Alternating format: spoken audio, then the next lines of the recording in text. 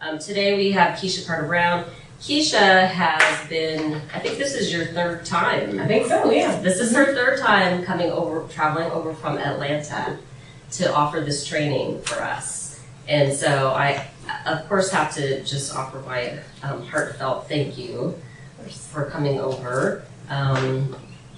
And then other than that, I'm just going to turn it over to you to introduce yourself and get started with your training. And can everybody, the lighting and everything is okay? Is everything okay for everybody to be able to see? Mm-hmm. All right. Excuse me being wrinkled. I didn't know it was going to be filmed. It's just joking. I always usually travel like in a t-shirt and then like change just so you don't look a hot mess in front of a crowd. But y'all have to bear with me today as we go through this. So my name is Keisha Carter-Brown. I own a company, and probably you all heard me talk about Razor Solutions Group before. We've actually expanded sort of what we do and how we're serving people. So we're under a much larger umbrella called Public Service Partners, and that's where you see up here Win Cubed. That's kind of our thing, win for the client, win for the company, win for the community. So that's what we're all about. So you'll still see Razor, but you'll also see another company called Slingshot and Hummingbird, and we've got like 5 different labels under here because there's so much work to do. So we have expanded some of the things that we're doing. But today I am coming to you to talk about budget and fundraising. I've been working in Democratic campaigns for almost 20 years, which feels really weird to say that. But I have been doing this work for, I feel like, a pretty long time and have worked in over 100 campaigns in a lot of different phases. But what I've come to learn is that the fundraising part is definitely probably the most scariest part for most candidates and even for the people that are working with them. So I really want to help to take away some of that fear and hopefully help you all go into your campaign ready to go. So if you go to the next slide for me. So, biggest question, are you ready? So for me to better make sure that I'm training everyone here and understanding what we're doing, I'd like to go around the room and just, you can give me your name and kind of where you're thinking about being involved, whether that's running for office or volunteering or you just came here for information. I'm going to start with you. All right, hello, Martin. I decided to run for District 2 again, so this time it's real, but I just had to get some personal issues out of the way, but that's my main focus right now, trying to get that up and running for 2020. Awesome. So District 2 County Commission? Mm-hmm. Okay, awesome. My name's Ali Aliman. I'm just here to learn more about campaign work for 2020. Awesome. My name's Chris Dowd. I'm helping out with the candidate development committee, and I'm definitely going to be working on some campaign sometime, I'm sure. Valerie Johnson. I'll be volunteering for someone's campaign. Audrey Hughes, and I'm not sure, so That's okay. I'm here to learn. That works. My name is Morgan Pippin, and I just want to get more information about staffing and volunteering. My name is Alex Van Hoovel, and I'm also really interested in staffing campaign work. My name is Jennifer Weishaupt. I'm here because I'm thinking about helping out with the campaign. My name is Chuck Rosenberger. I'm a member of the Oconee County Democrat, and I'm here to figure things out for the future. Right. My name is Andrew Ferguson, and I worked on a congressional campaign last year, loved it, and I'm in the Stacey Abrams mode of deciding what I should run for, if anything, so I'm here to try and figure that out. Awesome. I'm Rhonda Hicks, and I'm interested in volunteering for a local campaign the next election cycle. John P. Williams, I'm here, yes, for information. Yes, I would be interested in helping out, but also to get ready for the 2020 election. I'll be running for sheriff in Clark County. Congratulations. I'm Justin Brody. I will at the very least be helping out with the campaign. I'm trying to decide running will be the right decision right now. My name is Andrea Farnham. I'm going to be running for Commissioner in District 8. And all these people who want to work on campaigns. Good move, yeah. Let me get all your information. Yeah. I'm Jason Pratt. I'm the third Hillsman Middle School teacher that's here today, and I'm mostly just interested in supporting other campaigns and learning learning more so that I have that base of knowledge for maybe one day. My name is Adam Shirley. I have been active in campaigns in the past, and I'm looking forward to jumping back in with as many as I can stand this time too. I'm Avery Murdy. How did you sneak in here and I not see you? Just now. No, yeah, I didn't. I know Avery. I was like, how did I not see you walk in? No, I'm actually leading the last training, and so since I'm going to be a trainer as well, I feel a sign of respect. I'm going to come to all the other trainers to see what they're doing, but also since I'm going to be the last one, this way as I can see what everybody's doing, hopefully, if there are some things, some new faces, whatever, I can try and help include bits and pieces from this. Cool. Hi, everybody. My name is Dan Matthews. I'm on the Watkinsville City Council. I won by 2 votes Wow. in 2016. Last time I had 2 opponents, and I went over the 50% threshold by a similar small margin. But thank you to everybody in this room, and I look forward to supporting y'all and learning more. Awesome. And I'm Melanie Childers. I'm also a trainer at the 3rd training, so I wanted to come see what everybody's doing and show support. All this pressure. Being the first trainer with all these trainers in the room, like, y'all strong. Right. Y'all help me if I miss something. Like, what about this?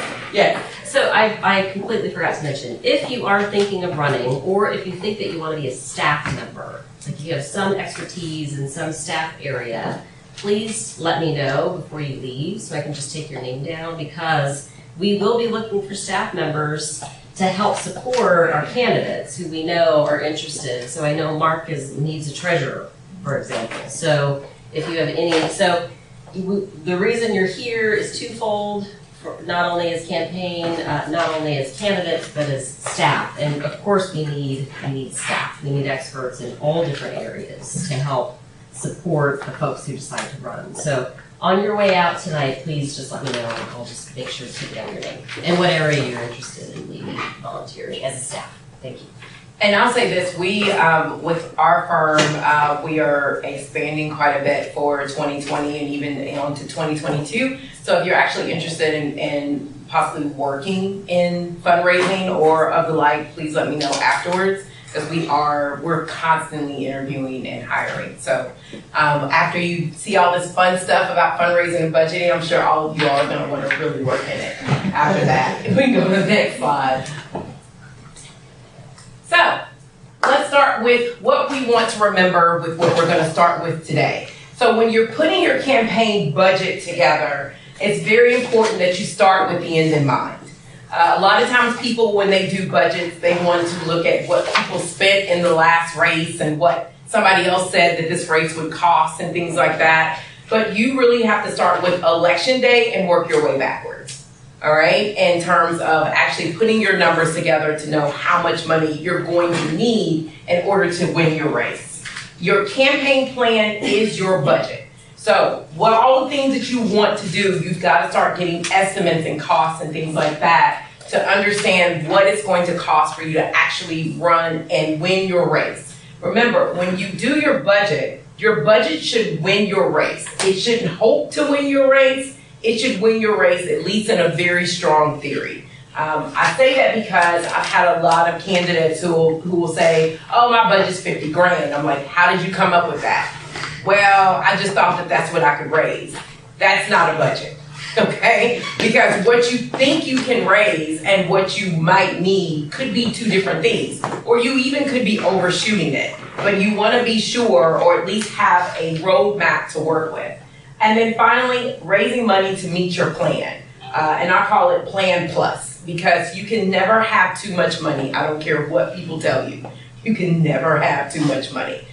Because if you get elected, especially if you get elected to the legislature, a lot of times people don't know that the money that you raise, you have to use that a lot to pay your staff when you get up there. So you need that money when you get elected. A lot of candidates get tripped up on that. Go to the next slide. So starting with the end in mind, how do you win? What do I need to consider? So you need to know how many votes do you need in order to win your election. If you're not sure how to do this, I'm sure there are plenty of people in Athens Clark Dems that can help you to do this. I know there's gonna be a training on Boat Builder and using those types of things to actually figure that out, but that's gonna be necessary in order for you to figure out how do you win. I had a client, well, I didn't work with him this cycle, but he was working in a special election, and before he went, ended up working with another client, but anyway, I told him, I said, the number one thing you need to remember is you must count. You have to count. He ended up losing by 3 votes. All right, just like he won by 2. And the reason why I say count is because a lot of people get caught up in the fun of campaigning, right? Like the knocking on the doors, you're getting data, but you're not putting that data anywhere. You know that the election's coming, but you don't know where your vote should be, could be, how you go get them or anything else. So it's gonna be important that you count and that you have a great counter on your team or data miner on your team. What's the layout of the district? Is your district very spread out, which may cost you more money to get in contact with people? Is it very condensed? Are you more in an urban area? All of these things go into trying to figure out how do you win. And then finally, how do you plan to get to your voters? So a lot of different ways to get to voters. A lot of people think that they can tweet their way to get to voters, but if you remember with Twitter, Facebook, and everything else, they have to be following you to get your message, right? You're not, unfortunately or fortunately, Donald Trump, so everything you tweet is not gonna go into the media, right? So we wanna make sure that you have a plan of how to get your voters. So that could be with mail, that could be email once you gather email addresses, that could be knocking on doors, that could be television, that could be radio, that could be digital. It's a lot of different ways to get there, all right? And then finally, what do you need to win? So communication, how do you plan to communicate to your voters? What does that shop look like within your campaign? Political, how are you working with those that are currently elected, used to be elected, and those big time influencers within your campaign? What are you gonna need to have in order to work with them? Field, oh, so important field. Like how are you getting to the voters to actually get them to go to the polls? And then fundraising, of course, how do we get the money to do all of these other things to make sure that we can get to voters? And then finally, I put in here staff, volunteers, and consultants. All 3 of these cost money. Volunteers cost money. They are great, they are wonderful. When you find good ones, hold on to them for dear life. But they're gonna want snacks, they're gonna want water, they're gonna want stuff.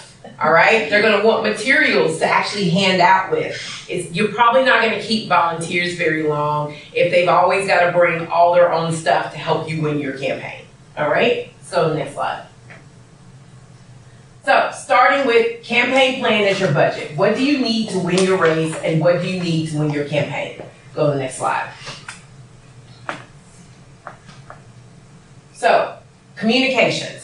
Digital communications, Facebook, IG, Snapchat, Twitter, YouTube, ads, strip marketing. So a lot of different pieces when you get into digital communications within a campaign. And it's grown so much really since I would say 2008 was really when we saw it take a giant leap forward into campaigning. Be careful of how you spend your money in digital. Do not think you're going to Facebook your way to victory. Okay, it's a great tool to use, but it's only one of them, all right? Direct mail. Direct mail is interesting because for some people, they believe direct mail is the end-all be-all and that you will lose if you don't use it, whereas other people are like direct mail is a dying breed. Or what kind of voters do you have? Do you have voters that go to the mailbox every single day? Then direct mail is gonna be important. If they're like me, I go to the mailbox once a month. Because I get most of my stuff, how? Via email, sometimes even via text message. So I don't go to the mailbox as much. How do you reach a voter like me? I'm a super voter, I go every single time. You still have to get to me. So how do you talk to me? Television. Television is even getting more and more targeted. We should be able to, in this election cycle, take your voter file and give it to like cable network television and say, I want to reach these people in these households and show this commercial. Isn't that crazy? So you can target in a whole different way than you used to even 2-4 years ago. So how do you use that? Is it even a part of your budget? Literature, all the printing of all those materials, where you print them, how you print them. Remember, if you're running in a partisan race, do you need to be using union printers? That's a question that a lot of folks ask. And if you're using a union print shop, where are they? How quickly can they turn it around? Because there are a lot of really cheap printers out there that can get it to you quick, but they won't have that union bug on there. So you've got to make sure that you're taking all that into account. Debate prep, forums, billboards, all of these different things are part of your communication strategy and will end up costing you money.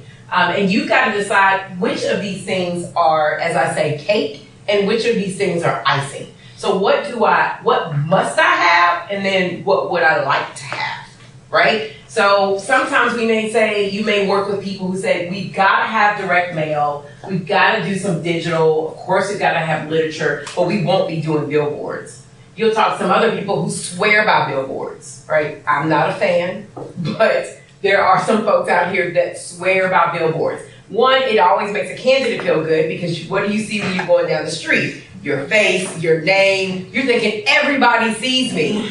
Probably not, but it makes you feel good. And for some campaigns, they truly believe in billboards. You have to decide what's most important for you. What do you have to have, and then what do you need?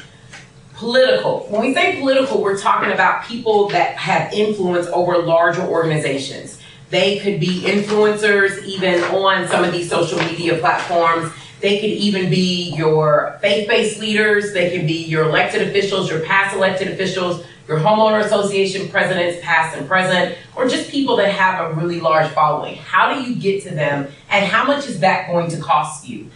Some campaigns will have like a faith outreach coordinator, will have a women's outreach coordinator, or women for X, or students for X, or African Americans for Y. Whatever it is, there are going to be some costs associated with that. What kind of events are you going to have? What kind of rallies are you going to have? Are you going to put volunteers over each one of these groups, or are you going to pay someone to do those? And then going to different events that helps you to hit, and this is just some of the groups that are out here that you can create.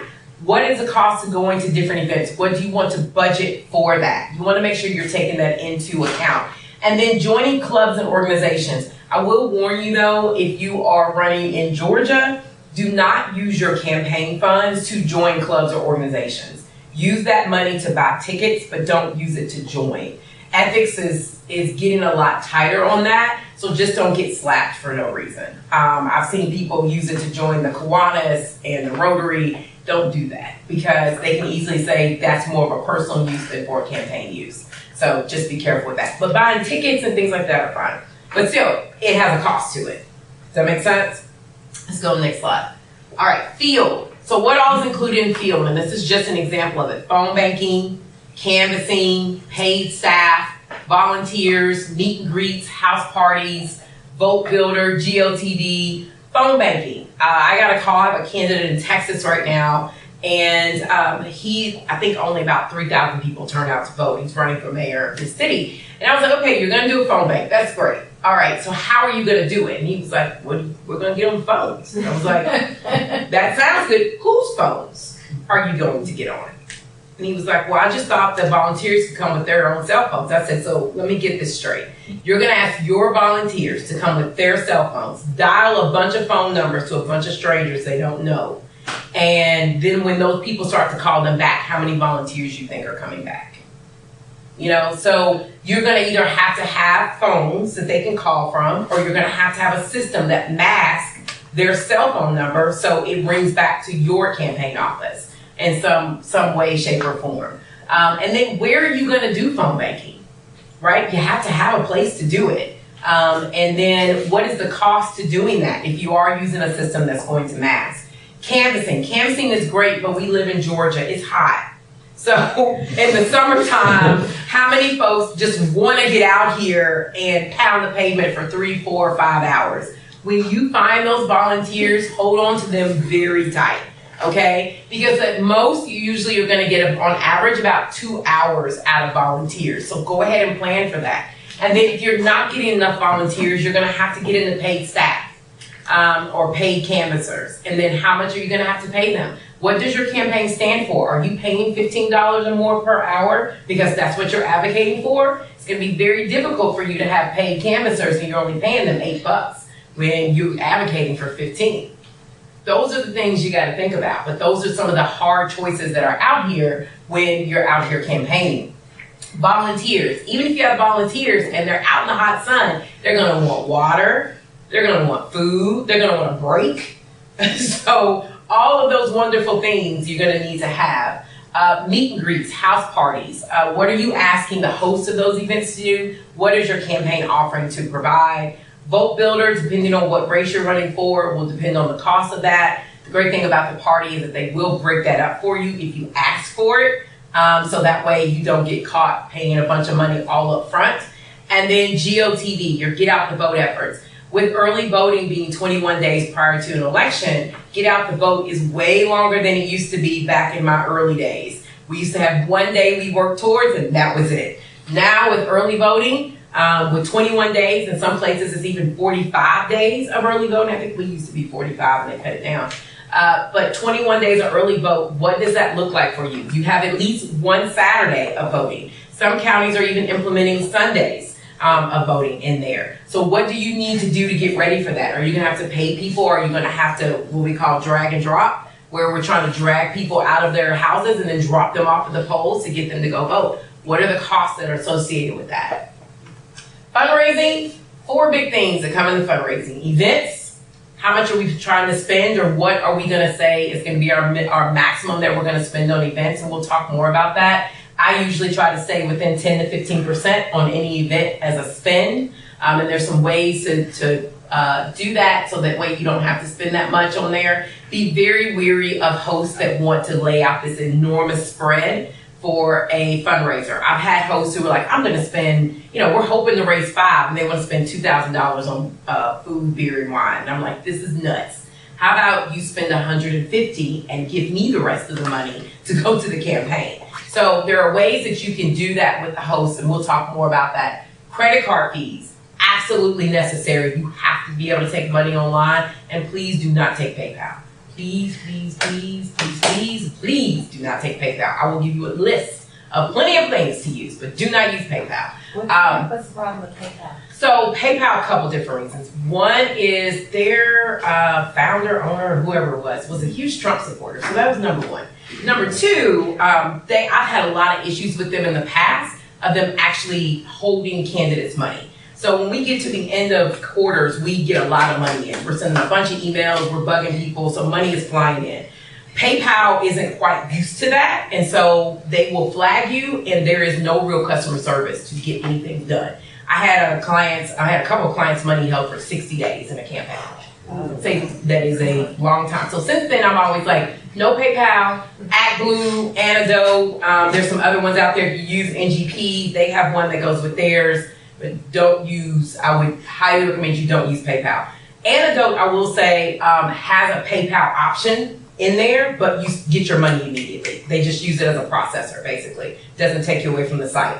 The other thing is unless you're gonna have somebody build out the back end of your PayPal, PayPal does not automatically capture occupation employer, the things you've got to report to say ethics. So at the end, you're gonna be going back, trying to capture that from other people that you got it from. So I just tell people, use a system that is used to working with political campaigns. Makes life a lot easier. Be careful of GoFundMe. Please don't use that either. They take too much of your money. They take about 6% of every dollar that you raise. And there's some other ones out there. Rally takes about 6.7% of the money that you raise. So make sure you pay attention to those little things that are out there. Food. We always, in fundraising, we have a lot of food. Let me go back. Credit card fees, I always say estimate about 5% of credit cards that you're gonna come in, push that over for fees. If you can get it cheaper than that, because you gotta be careful. You'll see a really cheap fee, but then it'll be like 1.9% plus 30 cents, right? And so when you add all that up, you start to get up into the 4s and the 5s, depending on how much money somebody gave you. So just be careful of that. I know with ActBlue, you have the ActBlue fees, then you have the Vantage fees. So you just kind of get double feed a little bit there. And then your database. What are you using to keep track of all of your contributions, your expenditures, your email addresses, your pledges, all of those wonderful things? I highly suggest if you're doing a race that's probably over 50 grand, you need to get some sort of database in order to do this. I know the PCCC put out something last year called PIES. I use both NGP, Aristotle, Blue State Digital, use a lot of different ones that are out there. Nation Builder is cool. A lot of the ones that are really inexpensive do not have compliance software with them.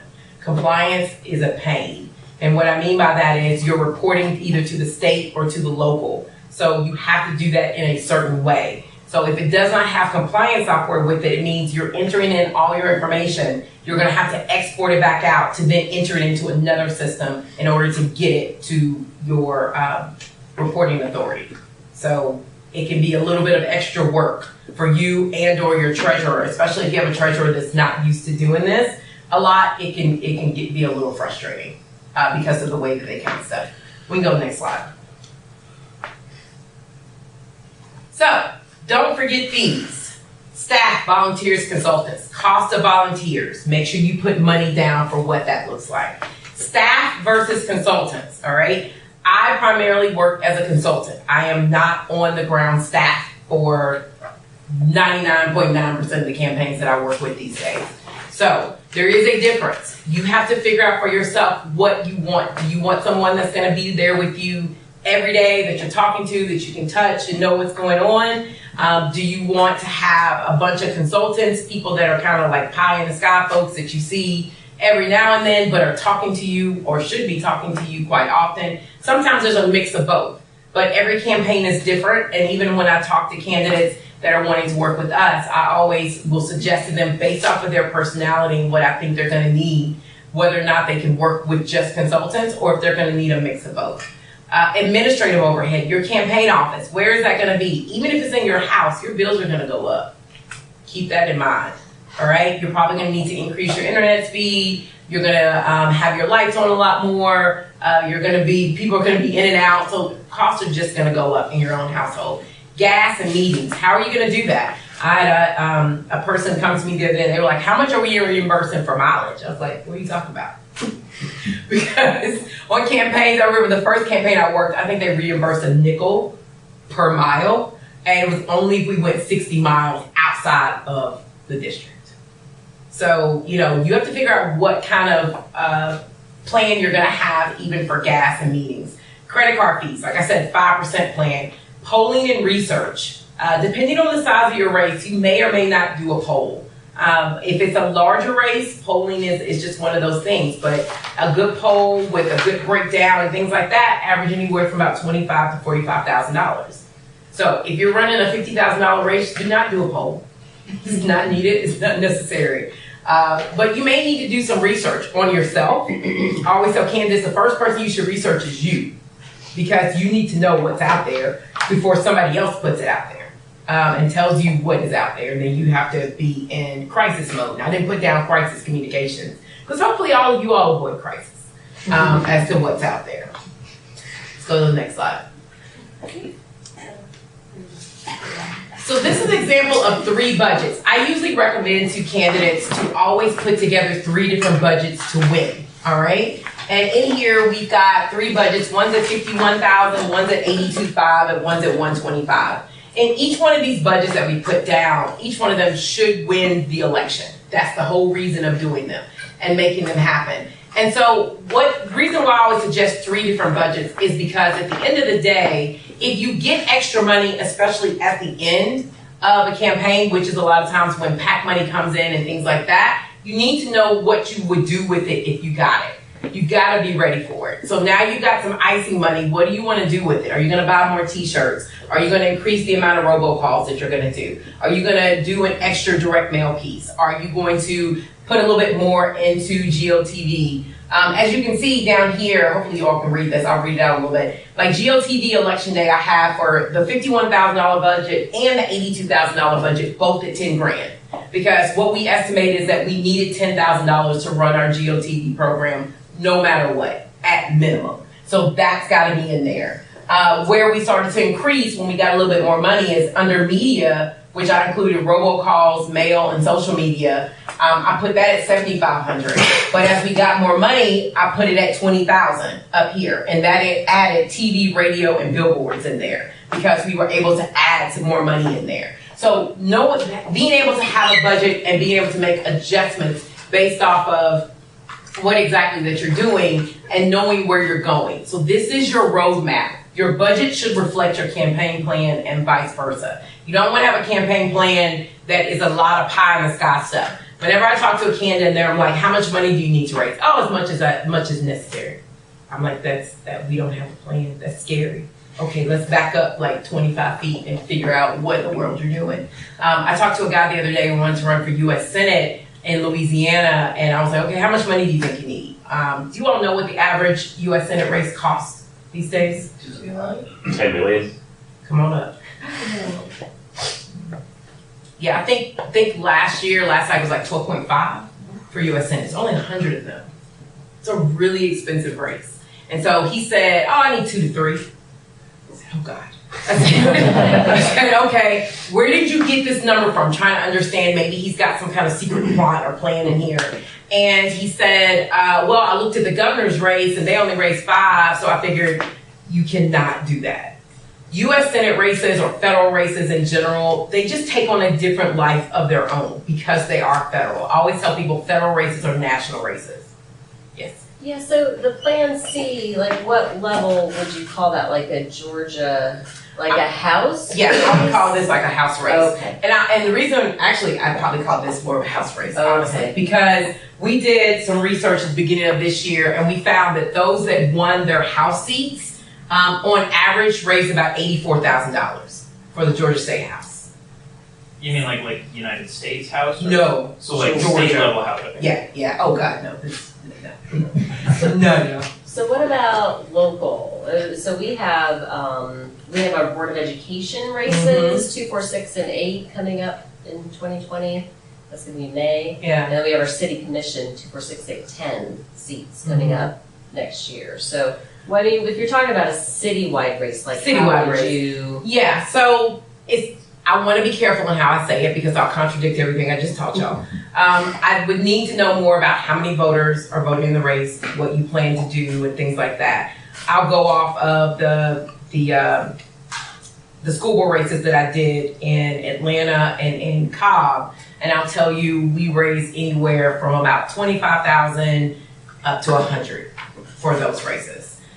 So it's a big gap. But I think what's most important is you got to figure out how many votes you need, when is the election, and start to work your way backwards as to what it is you want to do. How many mail pieces do you want to drop? Do you want to do mail? How much digital do you want to put into that? That means ads and things like that. And please get with someone who truly understands how to run those ads. Just don't think boosting your posts are going to make this huge difference in your race.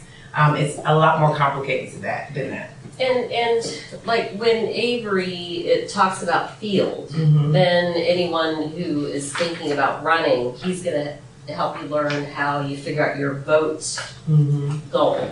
Is that what it is? Vote goal? Your win number. Yes. Yeah. So we right, Avery? We right on target? Okay, I know you're talking about vote numbers. Yeah. I'm gonna talk about how that's not as important because there's caveats. Yes. Oh, okay. But your vote, you're talking about how many people, what is your weight? You are sort of talking about your win number. Yeah, I'm talking about how much your you're win gonna, number and then how much it's going to cost to get to those people and things like that. Yeah. And of course, what we'll talk about when we go to the, I think it's the next slide, the other things that come into it, probably some of these caveats that he's talking about. So let's get to the next slide real quick. So what are the other things you need to be thinking about also in terms of putting your plan together for your budget? What makes your campaign different? Are you the incumbent or you are a challenger? Is this a new seat? Is it a presidential year? What major event could be happening that could get more people to the poll or even decrease the amount of people that are coming? Is there a possible runoff built into your campaign because you've got 3 or more people running in there? All of those things can change things on a dime in terms of putting your campaign plan together. What I always tell candidates, if you've got more than 2 people in a race, always plan to win it. Do everything you can to win that race without a runoff. But we're in a town or we're in a state where runoffs happen. So you've got to also still be prepared for that. I hate it when I have candidates come to me, they're like, well, I'm not going into a runoff. And I'm like, well, that's really nice. But what is your plan for when you do? And they're like, it doesn't matter. I'm not going to have a runoff. We're not going to speak that. And I'm like, speaking it doesn't make it come true, but we do need to plan for it. how do we get your campaign to stand out early? And then understanding your campaign finance laws. So like in parts of Texas, there are no campaign finance laws in terms of how much money people can give you. It's an unlimited amount of money, right? Alabama, same way. Unlimited amount of money. Somebody can write you $1 million check and nobody cares, right? Here in Georgia, we're not quite there yet. I have a feeling that it's coming. We'll get there. But right now, it's $2,600 in a primary or general election and $1,400 in a runoff election, which means somebody can give you a maximum of $4,000 for you to be able to utilize for your campaign based on when they give that to you.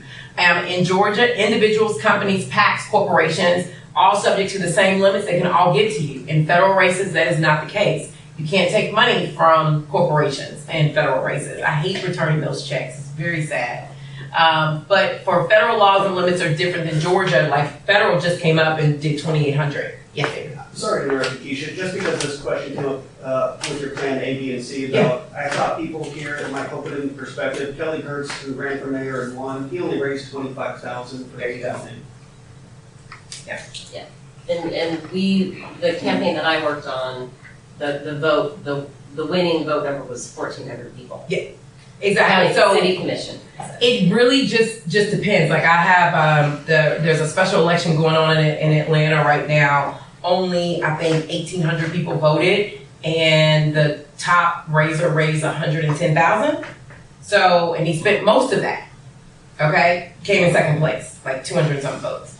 So there's plenty of ways to waste money. Okay, out here, and there's plenty of ways to spend your money very, very smart. But I will say you have to run your race, right? And you've got to figure out how much it's going to cost to run your race. Always be careful of, well, it only costs this person this much, it only costs that person this much. You have to run your race based on your budget is the best thing to do. And that may be less, it could be more, but make sure you run it based on your race.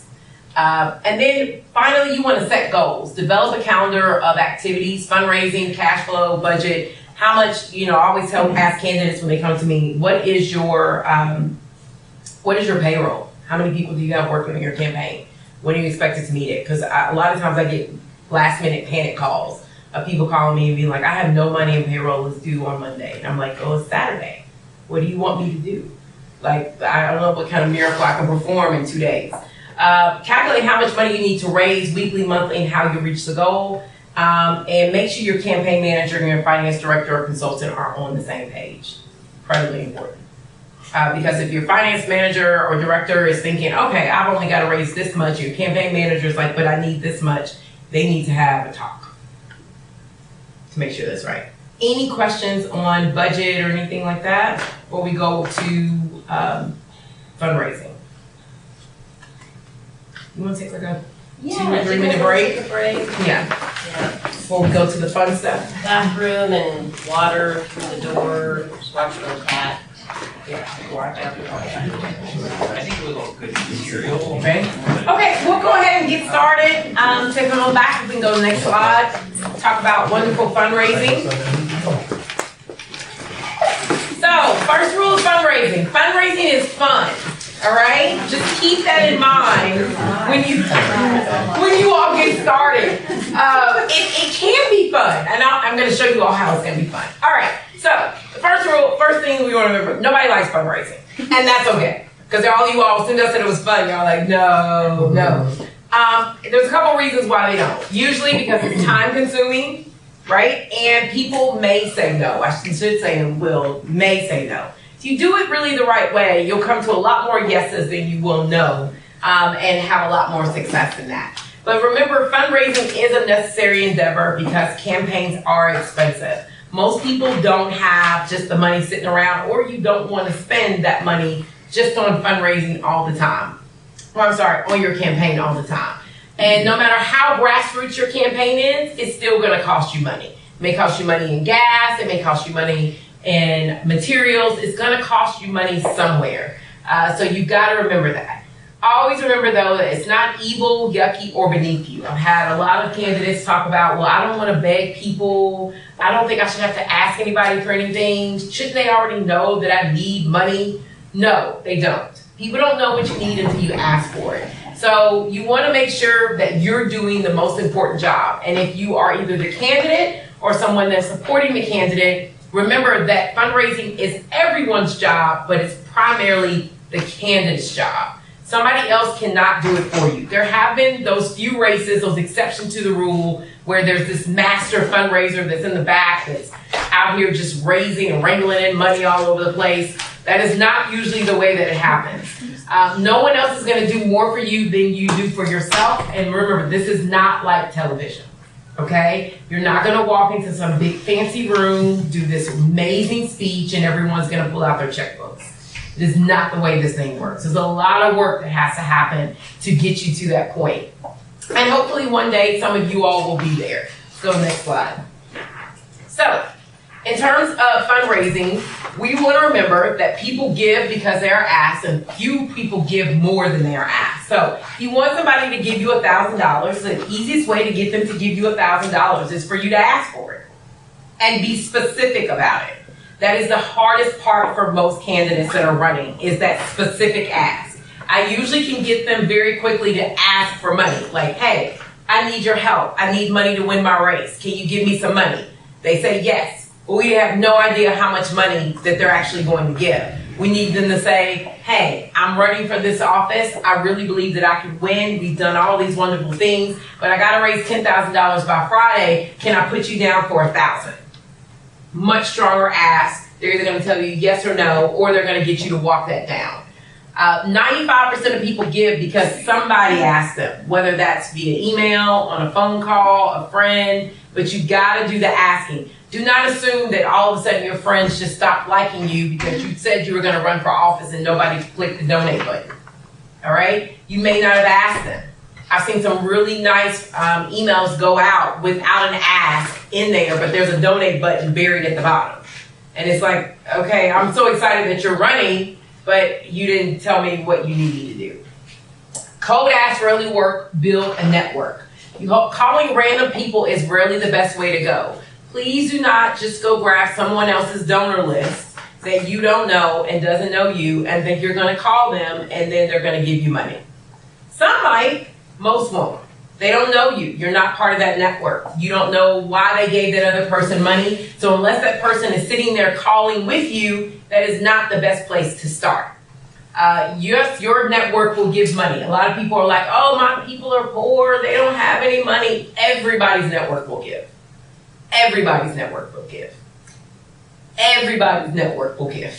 Because a lot of people have a hard time believing that. I've been working with a lot of young people under the age of 25 who they got to me and they were like, my people are still in school. They're not going to give. I was like, well, let's just see what happens when we call. And we call and they're like, yeah, I got you. What do you need? $100, $250? Matter of fact, I'll call my mom and get them to give too. Wow. How did we do that? Because we called and we asked. I tell candidates to remember, especially before you actually announce, your network is your net worth. Hopefully all of you all in here are on Facebook and LinkedIn, right? Everybody here? Yep. All right, good. Because keep track of all those wonderful people that you meet. You may need them one day. All right, and that's the great thing about social media is that it allows us to stay in contact with people a lot easier than it used to, right? It used to be if I didn't call you on the phone, I didn't know anything about your life. Now I can go to your Facebook page, know everything about you in 2 seconds. Right? And be updated. I know when you got married. I know when you got engaged. I know when you had kids. I know everything that we can catch up really, really quickly. We didn't have that luxury 20 years ago, but now we do. So use those tools. Go to the next slide. So, who do I ask for money? You told me not to ask anyone cold. So who are we actually going to ask? If this is you as a candidate, we actually want to be asking the people that are closest to you. So I always tell people, okay, what do you carry with you every single day? What does everyone in here have? DNA. Phone? Yeah, DNA. DNA is good because your family is right included. That's good, I have to remember that. But yeah, DNA is really good. So DNA, your family, and your cell phone. Everybody in your cell phone is capable of calling. Those are the people that are closest to you. And then we can use social media and some other things. We'll go to the next slide, I'll show you what I mean. So, on here, this is what I use when I first start working with a candidate to say, all right, this is what I need from you to do your initial database. So, what do we need you to do? I need you to export your phone into an Excel or CSV file. I want you to export all your email contacts for every email address you've ever had in your entire life. I want you to gather every business card that you've ever had and ever collected. I want a list of all boards and organizations you've ever been a part of, and include any list of these members. So if you've ever done 40 under 40, 10 under 40, the best of, the this or that, university organizations, professional, sorority, fraternity, yes, even secret societies. There are no secrets in politics. I need those names. So, political organizations, a current and any past resumes, CVs, biographies. The reason why we want your resumes, CVs, biographies is because we want to see those things you probably have forgotten that you did. Were you on the track team? Like, I forgot that I was in the boxing team when I was in college until I pulled out an old resume. I was like, oh yeah, I forgot I did that. I didn't do any matches. I just wanted to work out. So, but current and past CVs, biographies, past calendar as far back as you can go. Your wedding invitation list, your birthday invitation list, your e-bike list, your punch bowl list, any and every community project and activity you've ever done in your entire life. List of all churches, synagogues, temples, and the names of the pastors, rabbis, past, present, location. You've got a church directory. Those are great. Every neighborhood you've ever lived in, all your service providers. Who are the people you're giving money to every single month? The doctors, the lawyers, the real estate agents, the insurance agents, your car dealership agent, whoever. All those people. Any y'all email contact list from any past organizations. This is the big one that I love to get. I need your login and your password information for all of your social media accounts. The reason for that is that we need to get in there and get everybody out of it.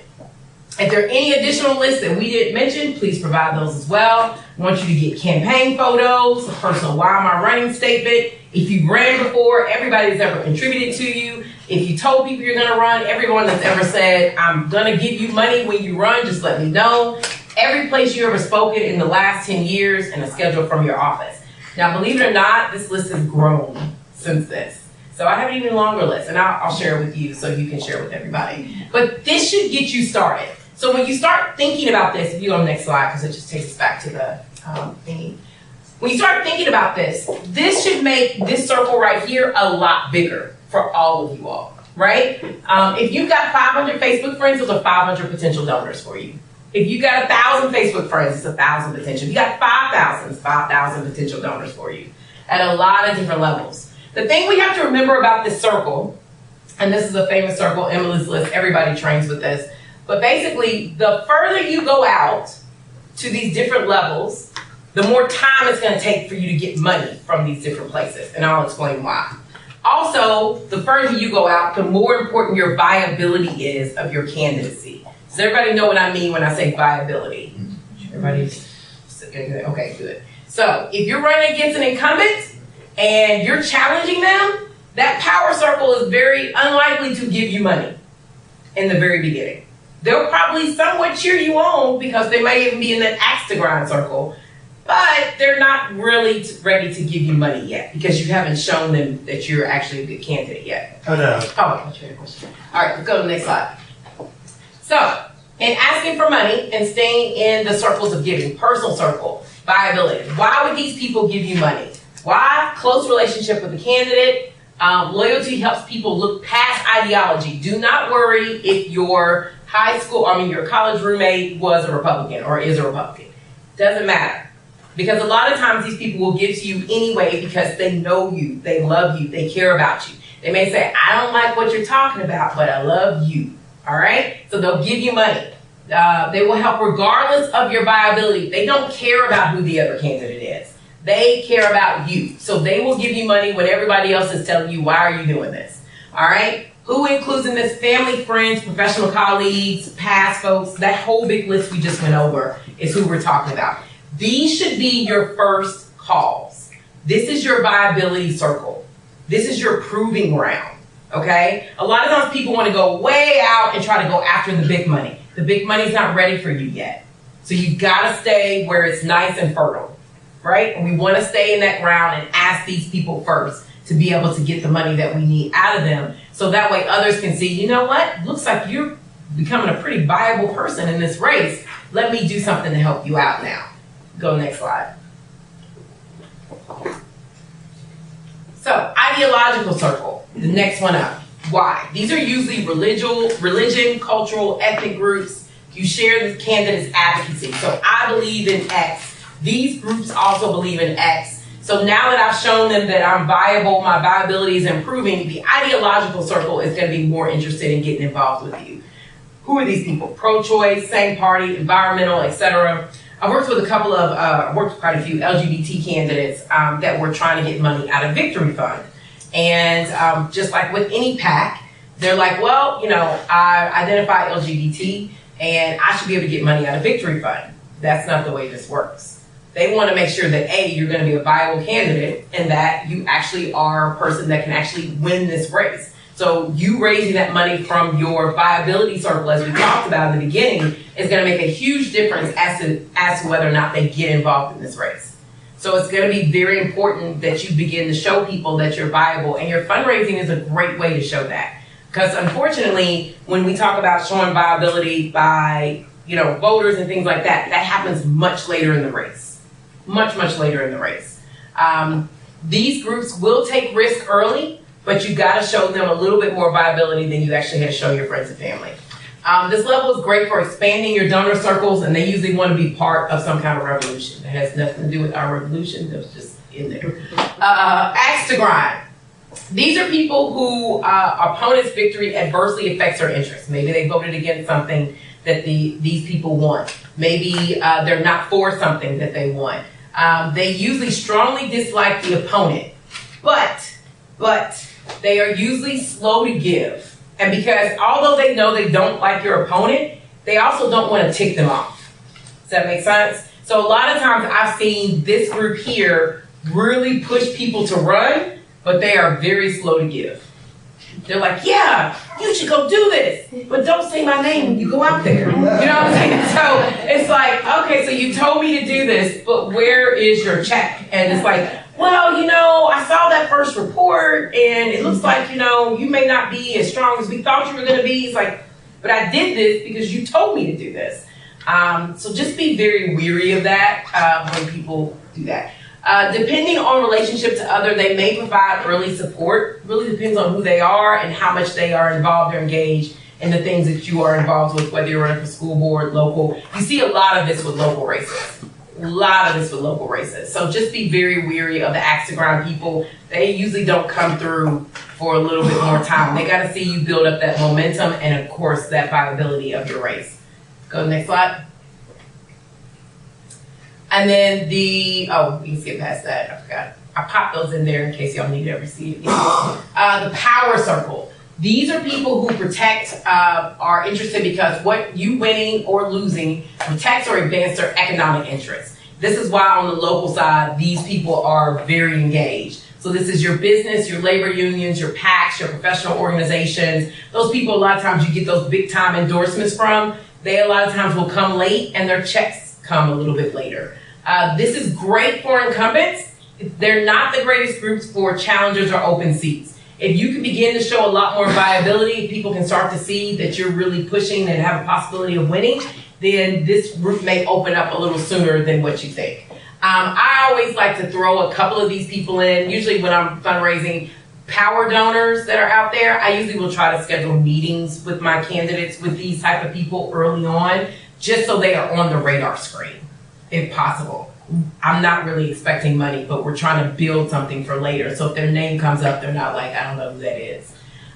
This is an incumbent space. If you're the incumbent, you're going to get flushed with cash on this kind of stuff. But they may contribute to both sides if the race gets close. This is the circle or the part of the circle that you do not get offended by if you see their name on your opponent's disclosure. It's not personal. It's all about power is what this is all about. Go to the next one. We'll talk about messaging with each one of these circles. So, heart, cause, acts, power. So heart circle, that power, your personal circle. Motivation, what kind of message are you going to be using or should you use when you're talking to these people? This, something that's going to actually motivate the heart. Like, this is the biggest challenge of my life. I can't do it without you. Will you join my team? I really appreciate you. Those types of things, because you're talking to people, friends, family, those that love you and care about you. Remember, they don't care about the other candidate, they care about you. Cause, your ideological circles. They're cause driven. I'm working to be the first woman, Democrat, African American, whatever. We need someone fighting for our kids, for health insurance. They're driven by a cause. So you want to take advantage of that in this ideological circle to get them to be on board with you. Axe to grind. The common desire is to beat the incumbent. You know, Mr. Biggs voted for the road without any input. When I'm in office, I'll talk to my supporters first.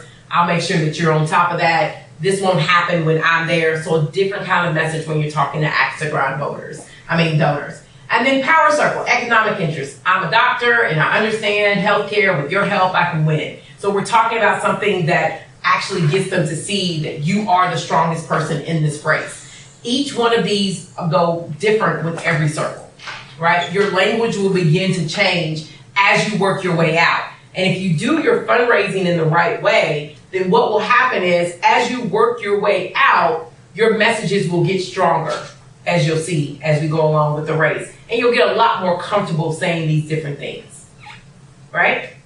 Any questions about the messages to use or how to use them? Everybody good? Okay, go next slide. So, fundraising tool efficiency grid. So, what this is about is all the different ways that you can get to these different circles in order to actually raise money. So, you've got face-to-face. Everybody loves face-to-face because that's the sitting down and coffee. That's the little small rooms. You know, I get to see you, talk to you. You get to see how awesome I am. People love face-to-face. It has a very high contribution rate, a response rate, 50 to 70%. And it does have an expense rate to it because if you sit down with coffee, who's buying coffee? You are, right? Got to be in the budget. All right, so, and then the collection rate usually is pretty quick as well when you're going through that. But if you're running for a nice size race, or really any race, who has time to sit down with every single donor that you want to talk to? It's just not possible. So my favorite is telephone. I love the phone because it's cheap.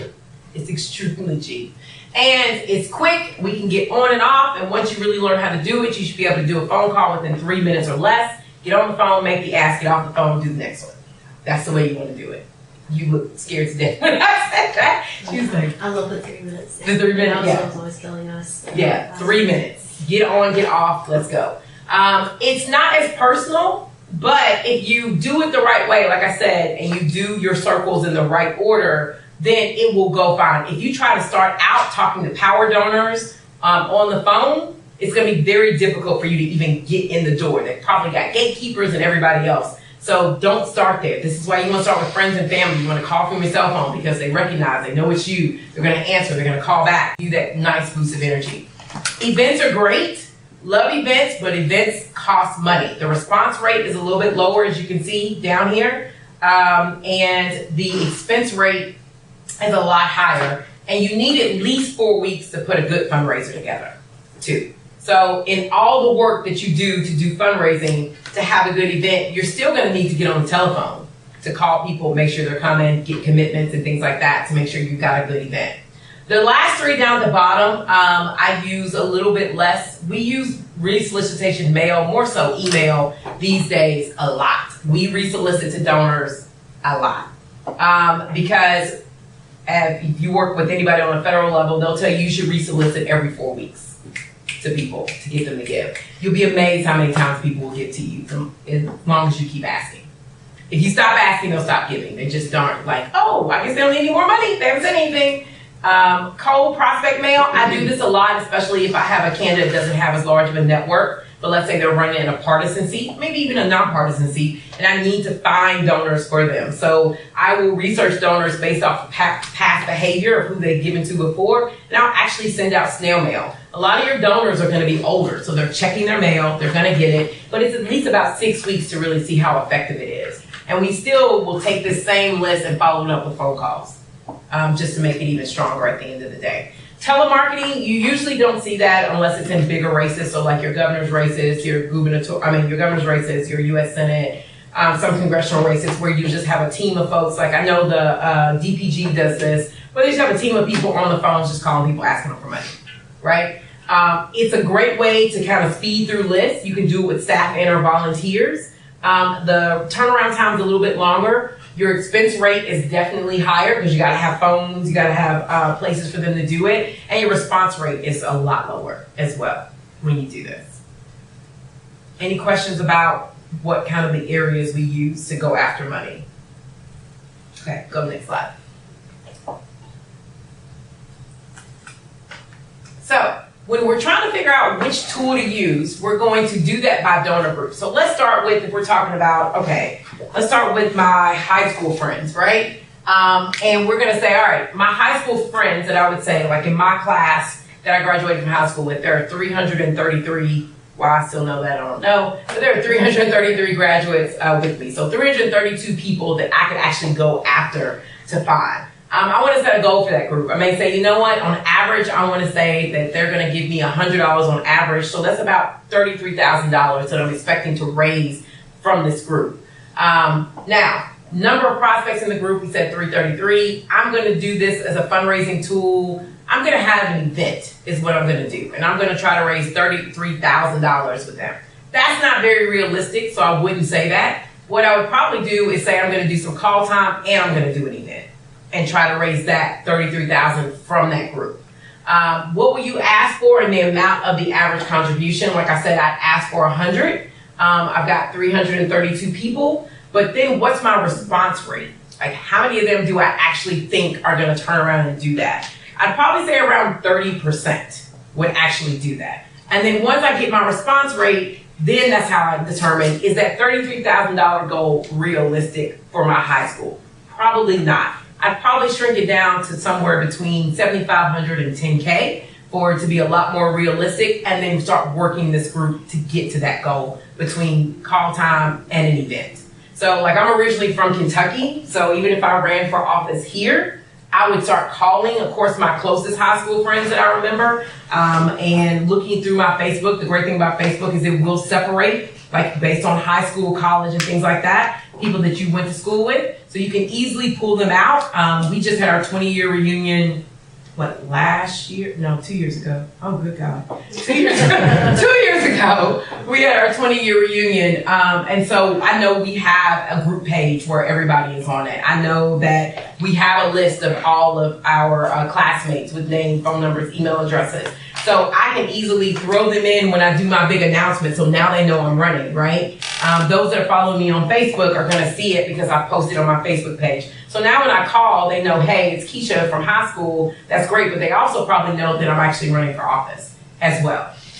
And will be interested in that. And probably wouldn't surprise them because I did like student government and every daggone thing else when I was in school. They'd be like, we were waiting on this call, as some of my friends say. It's never coming because I'm never running.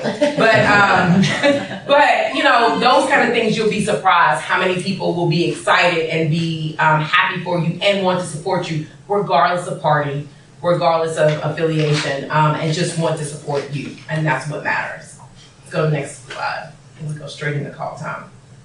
Yeah. Any questions about kind of that basic stuff before we get into some specifics on call time and how that works? I have a question from like earlier. Are immediate family members subject to the 2,600 limit? Okay. Yeah. How can I say this the right way? When you say immediate, you mean like your parents or a spouse?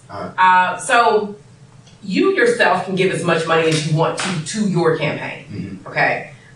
Usually with a spouse, you should just do it as just you, giving as much money as you want to.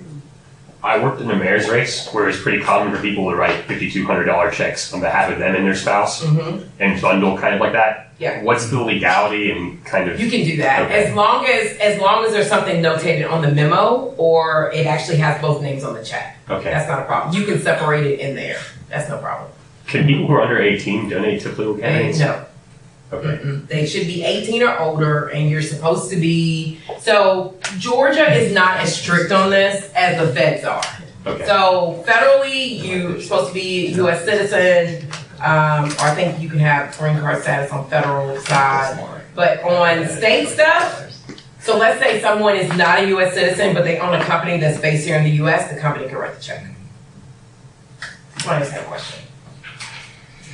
I honestly didn't know that a person could donate as much of their own personal money.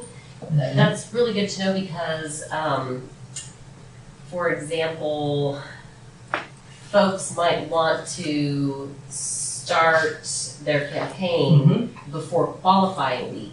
Oh, of course, yes, Right. please. Yes. So then a person could write a check out of their own account to pay the qualifying fee Yeah. before they have to Do the qualifying do part. the qualifying. Yeah, but you still got to fill out a DOI. So you still got to fill out your declaration of intent. And hopefully, because qualifying, if you're running in 20, is usually in March.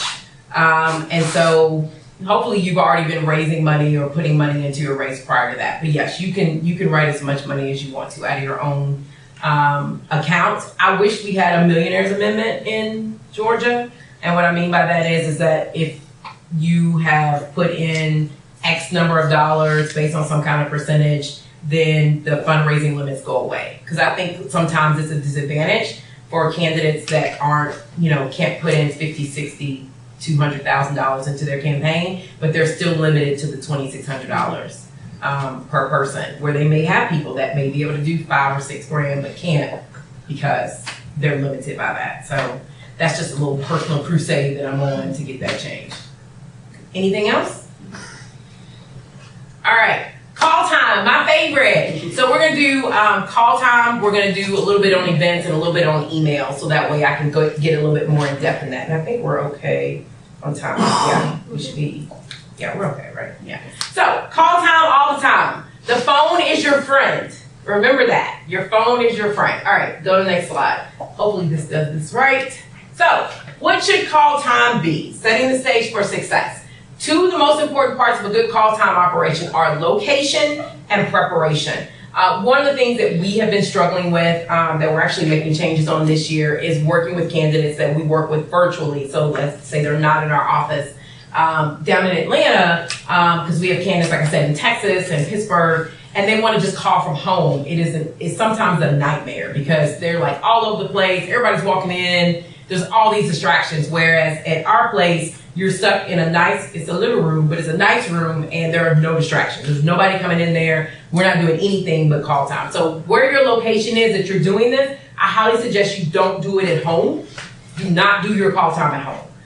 But then also preparation. Do you have enough information? So if you'll click it one time for me, we want your call time to look like this. I'm having a good time, right? Feet are kicked up. I tell my clients, I'm like, look, put your feet up. What do you need? Do you need Coke? Do you need Diet? What do you want to drink? What do you want to have? We've got it all. Like some of our clients come after hours and they're like, Keisha, I need a bourbon on rocks, and we got it, all right? We want whatever you need to be comfortable to do your call time. We don't want it to look like this. Like, who am I calling? That is the worst thing in the world when they're doing call time, and where they're like, I don't know who this is. I don't know why I'm calling them. Are they going to give me money? What am I saying to them? What should I be doing? Or look like this, where basically your phone is in a chair. I have done call time like this. That's why I always laugh, because James Beverly, who is the Democratic Caucus chair, he is in Macon. And before I had an office and all this other stuff, I was working with him. And so I came down there one day, and he literally had a room that might have been the size of this table. It was like, this is where we're going to do call time. And I was like, what? And it was full of papers. And, it was a hot mess. But it looked a lot like this, but messier. So if you see him, you can tell him that. But you don't want to look like, and I even think he has the phone upside down. Yeah, so where it's like, what am I doing? Why am I sitting here? Call time should be fun. Candidates should enjoy it. And you always want to do something where they're actually in a position where they're actually being able to enjoy themselves, because you're catching up with friends, with colleagues. You're talking about the future of your community. This should not be the biggest chore in the world. It actually should be something you enjoy. Go to the next slide.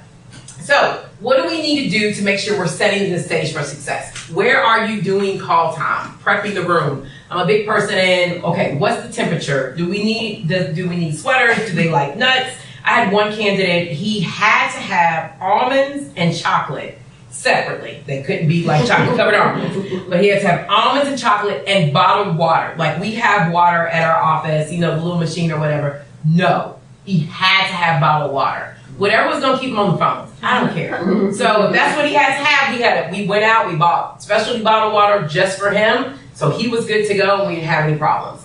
What are the resources that you need? Printer, coffee, favorite foods, additional phones. Usually when we do call time, you need to have more than one phone because you may have a separate person dialing and actually helping to get more people on the phone so we can talk to as many people as possible. Who is staffing call time with you? As a candidate, you have to be really special to be able to do call time by yourself. I know probably 3 that can do it by themselves. I can give them a list and they'll get it done. There are very few folks that can do that are that disciplined. It is not a knock on you if that is not you. It's just that there are too many ways to get out of it. Plus, remember, nobody likes doing this. So you're going to find ways to get out. You're going to be like, is that the refrigerator? Okay. Is that, is that knocking at my door? Ooh, somebody else called me. I want to talk to them. You'll find any reason you can to get out of it. So that's why we like trapping people in a room. How can it be more comfortable but productive? Production is huge. I was working with a candidate yesterday. He's supposed to be doing 40 calls an hour, raising about $2,300 an hour right now. So I'm like going nuts because the staff person I have working with him, I don't threaten him, but I'm like, you're about to come off of this campaign because he's hitting right around 28, 20 calls an hour and we're not hitting the money number. We gotta hit the numbers. So what do we need to do to either make it more comfortable or to make it more productive? And sometimes that means putting someone different with you in there. Sometimes the person that's with you doing call time with you might be too nice. Maybe they're too mean. Maybe they're not as organized as they need to be. There's a lot of personalities that work together in that room for good or bad. And it's not a bad thing if something is throwing off your mojo when you're in call time and you gotta have somebody else do it.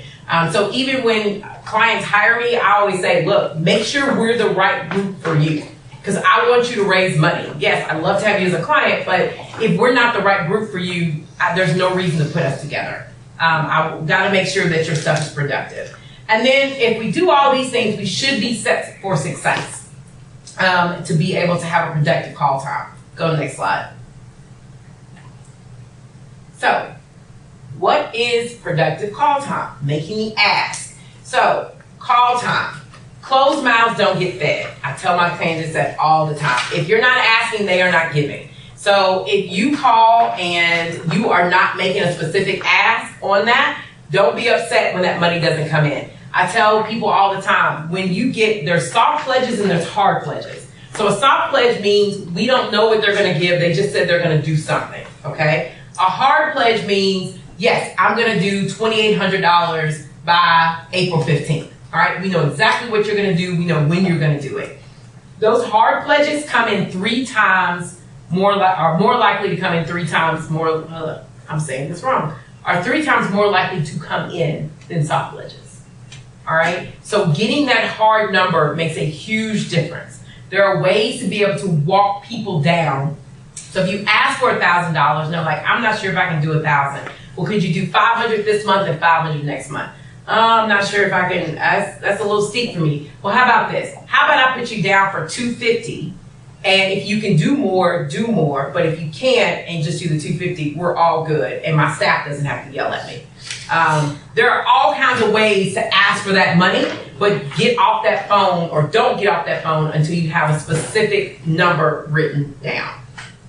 So when you're doing your ask, there's 3 basic ways to do this, or 3 basic things to remember. Tell who you are and why you're running, right? Demonstrate that you can win and you're credible. And then you want to create a sense of urgency, all right? So, who am I, why I'm running? Hi, my name is Keisha, I'm running for, well, let me back that up. I'm calling my friends, all right? If my friends call me Kiki, I'm not going to be Keisha when I get on the phone, okay? I'm going to still be that same person. So whatever nicknames you have for your friends, whatever things you normally talk about and call and laugh about, be you on the phone.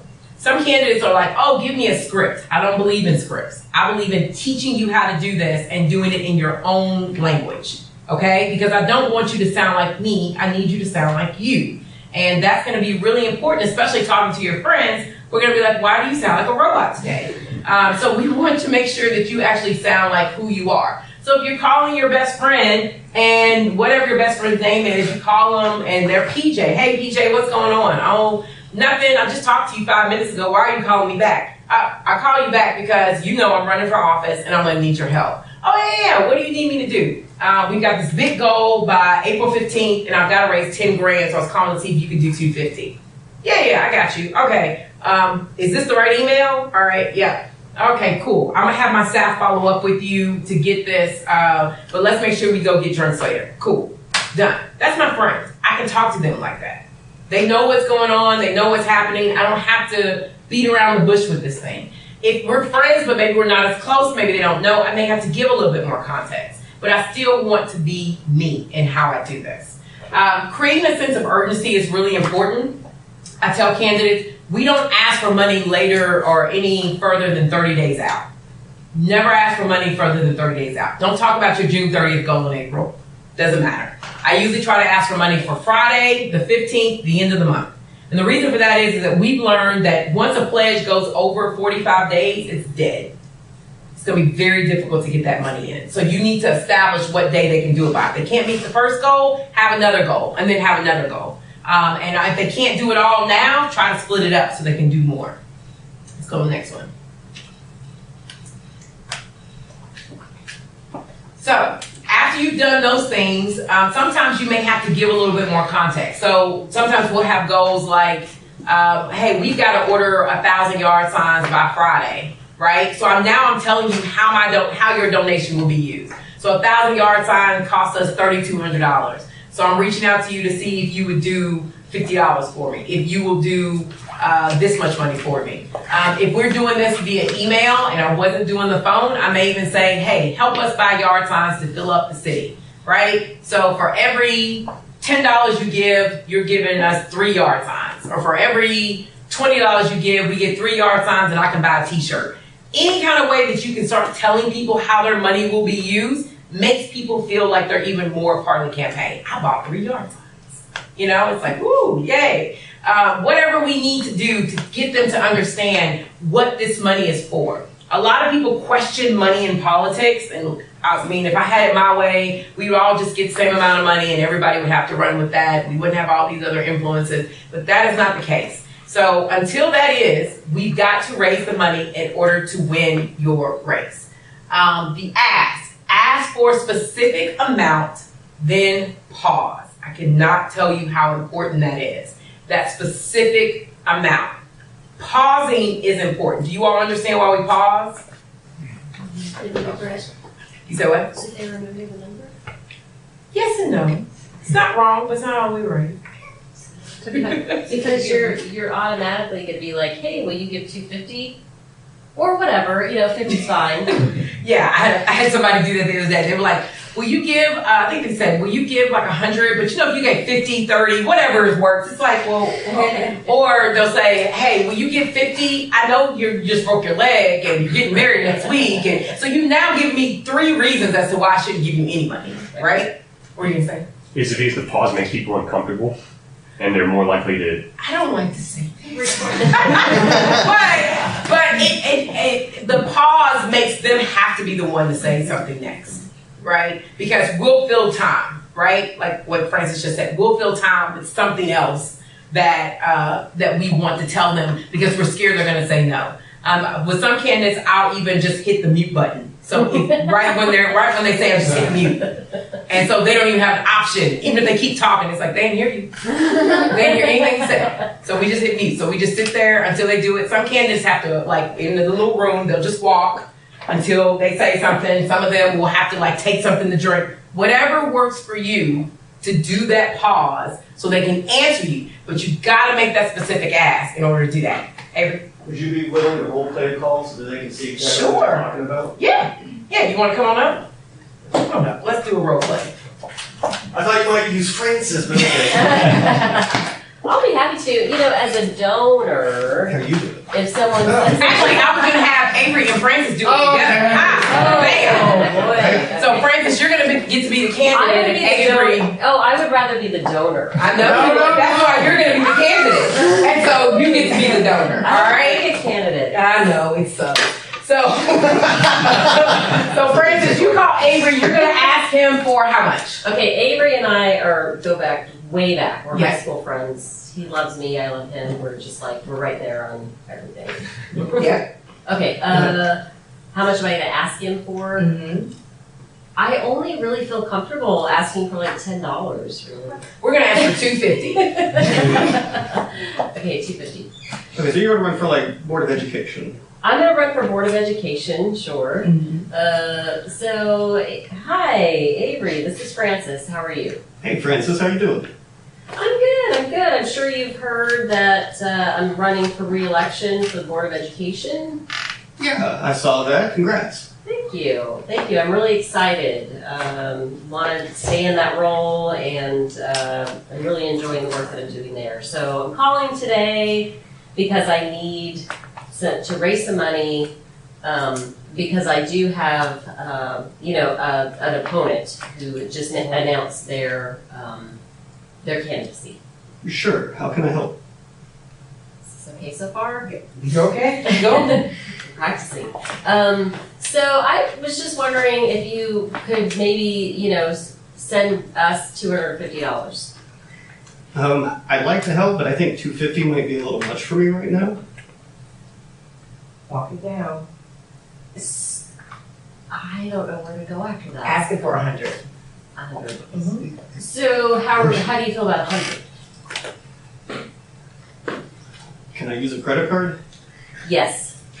Yeah, I can probably do 100. But not if it's too much for you. Francis is so sweet.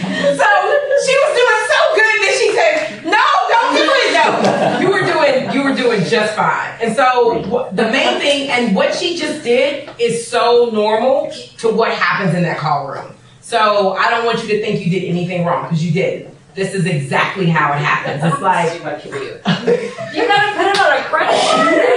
Sorry, I don't want to break your budget for that. Just give me 10. But they want to help you. He already told you that. He said, "What can I do to help you?" So I was actually relaying an exact conversation I had with a commissioner who called me. They asked for the exact same thing, and my response was, "Can I use a credit card?" And they were like, "Yes, absolutely. Give me that number." Yeah. There you go. That's the better response. Yes, I've got a absolutely. pen. What's your number? Yeah. What's your Don't number? forget to throw it on the Or- back. Thank you all. Let's give them a hand for doing that for us. So there's only a couple of things I'm gonna correct in what you said, and when she made her ask. And so I always tell people, you only want to ask one time, right? So something you said, you said something like, "I'm running and I've got a couple of opponents and I'm calling you for money." So now all of a sudden, a lot of people start to put their guard up. So instead of saying, "I'm calling you for money," I'm calling to ask you to be a part of my team. I'm calling you to ask to be a part of the campaign. I'm calling you to ask to join us. We're a team. If you ever get any of those 10 million emails that all 75 Democratic candidates are sending right now, they always want you to be a part of the team. Join us. Be a part of this. You're actually a part of something, rather than we're just calling you for money. So we want to make sure that we're asking them to be a part of what we're doing. We've got a candidate right now. We've been working on creating this new kind of team called, I think it's either going to be Game Changers or Boundless, is what it is. So it's all about, we've got these different levels of being a game changer, these different levels of being boundless. People get excited about that, because now I'm a part of something. I'm not just giving you money. I'm actually a part of something. So you want to invite them into your campaign by making a donation. So if we said, "I'm calling to see if I can count on you to be a part of my team. Do you think you could do $250 by April 15th to help us reach our goal?" Done. And they're either going to tell you yes or no, just like what Avery did. 250 is a little steep. Just drop it. She could have dropped it to 125. She could have dropped it to 100. Split it up and said, "Could you do 125 possibly by the end of this month and maybe 125 next month?" So you still are getting 250. A lot of your donors will give multiple times, right? 5, 6, 7 times at the end of the day if you keep asking for it. So just because they gave the one time doesn't mean they're never going to give to you again. So it's fine if they split it up or even do half or less than what they originally said. Does that make sense? What happens if they don't say yes or no and they're like, well, I'll think about it, or I have to talk to my wife or something like that? That happens a lot. People use their spouse. I use my spouse. I don't talk to them about what I'm gonna give people, but it's a great excuse to get it off the phone. So, what you're gonna say is like, oh, okay, you want to talk to your spouse? I totally understand that. I really appreciate you considering the $250. We'll follow back up with you next week, and we follow back up. But what we also do, and I'll get to this in a second, is that when we send the follow-up email, I put in the follow-up email, thank you for your consideration of blah, blah, blah, blah, blah, blah, blah. 250. I still want that specific number in there, so we're still working on it and everything. So they don't think, oh, I'm just going to leave you alone because you used the spouse card. No, I'm coming back to you. And depending on who it is, honestly, I will have, and this is just a decision we'll make. Sometimes I'll have the candidate follow up, and sometimes I'll have staff follow up. It just depends. The candidate is always the best follow up person because they have the relationship, but it really just depends on the donor and the way that I do it. But once you get the specific amount, you want to make sure you get their email address. And look, some people are going to say, mail me something. We get a few of them every single cycle that are like, I need you to mail me something. And that's totally fine. Some people still send checks in the mail. So be prepared to be able to do that. And then you want to send them that follow-up. So it's either an email or an actual letter that we'll send to them. We want to make sure we include a link to give in that email, as well as a contribution form if they're going to mail in a check. All right? Always ask them to do something else in your email. Always take advantage of your real estate. So you may ask them to like your Facebook page, follow you on Twitter, get a yard sign, have some other links in the footers of your email. Don't waste that time of you sending that email just making it all about fundraising. You got an event coming up, put that at the bottom of it, something, so that way people always know what's going on there. Any other questions about this ask? Once you get good at this, you'll be able to do it anywhere. In the elevator, at the park, anywhere. And it'll be just natural to you. Even my candidates that have won or ran and have lost, tell me all the time, they're like, oh, I can't ask anybody for money. I'm really good at this. I volunteer for the fundraising committees because they know what to do and how to ask at this point. So next slide. Collection. So this is really important. Like I said, usually after 45 days, a pledge is dead. Our goal is to try to get money in within 1 to 7 days. So what we do is we have the staff send a follow-up email immediately after the pledge is made, or at least within the same day, right? The email, like I said, should include a link online and a contribution form to give by mail.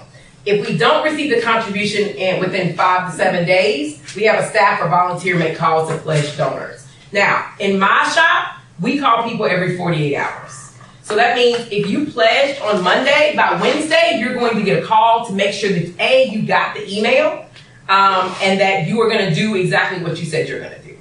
Because what we have found is that a lot of people, the number one reason why they say they didn't give is because they didn't get the email. So I don't like for too much time to pass in between when the candidate is asked and when we do the follow-up. But I would say for general purposes, no more than 5 to 7 days. And then we continue to call every 3 to 5 days until the money's received. We have a whole different program that we send people through once we get to 15 days, 30 days, and then 45. If it's mail, we send a follow-up pledge letter to donors with a contribution envelope and a reminder of their pledge if we don't have it in a certain amount of time. We always mark our envelopes, so the return envelopes where people send you the money back, we put a little dot on the back so we know where that money came from. We do that with fundraisers and everything else. So anytime an envelope just comes in, we can look at the back. We look at our chart and can say, oh, that came from this event or this came from that fundraiser. So it's just a little way of kind of tricking yourself, not tricking yourself, but always knowing where your money's coming from.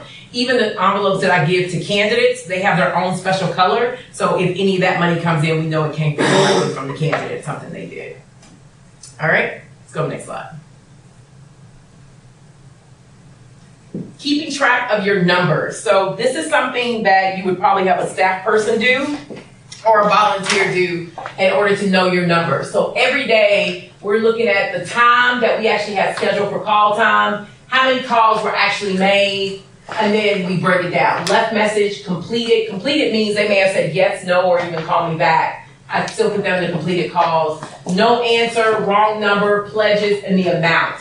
So we're looking at all of these things here and knowing our numbers so that we can start to estimate and build out our finance plan, or actually update the finance plan for the campaign budget. This is why I said your campaign manager and your finance director have to be on the same page. If we're doing this and we're like, you know what, our average donation is really only $150. We thought it was going to be $225. We thought we were going to be bringing in $5,000 a week. We're only bringing in $4,000. What changes are we going to need to make in the budget to make up for this? What changes are we going to need to do in the finance plan to make up for this? Those are all the things that you have to watch and you have to monitor. So knowing your numbers is really, really important. Like I said, I'm expecting my clients to do, well, I have one particular client that's supposed to do 40 calls an hour. So if I'm looking here 8:30 to 12, they made 48 calls, that's a problem, right? Something didn't go right that day where they only made 48 calls in 3.5 hours, right? 3.5, 4 hours, something like that.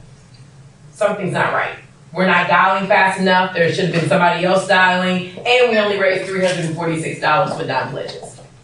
Those are all things that I'm looking at, and for me, I'm looking at these things daily as my staff reports it, and actually I'm even looking at them hourly right now as my staff reports it, so I can make sure that we're doing what we need to do and catching something before it turns into a real problem, right? Because in campaigns, you don't get days back.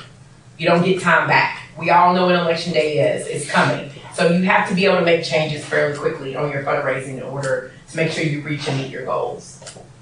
Any questions about this? I know it's probably like, that's really intense, but we have to watch it. Let's go next slide.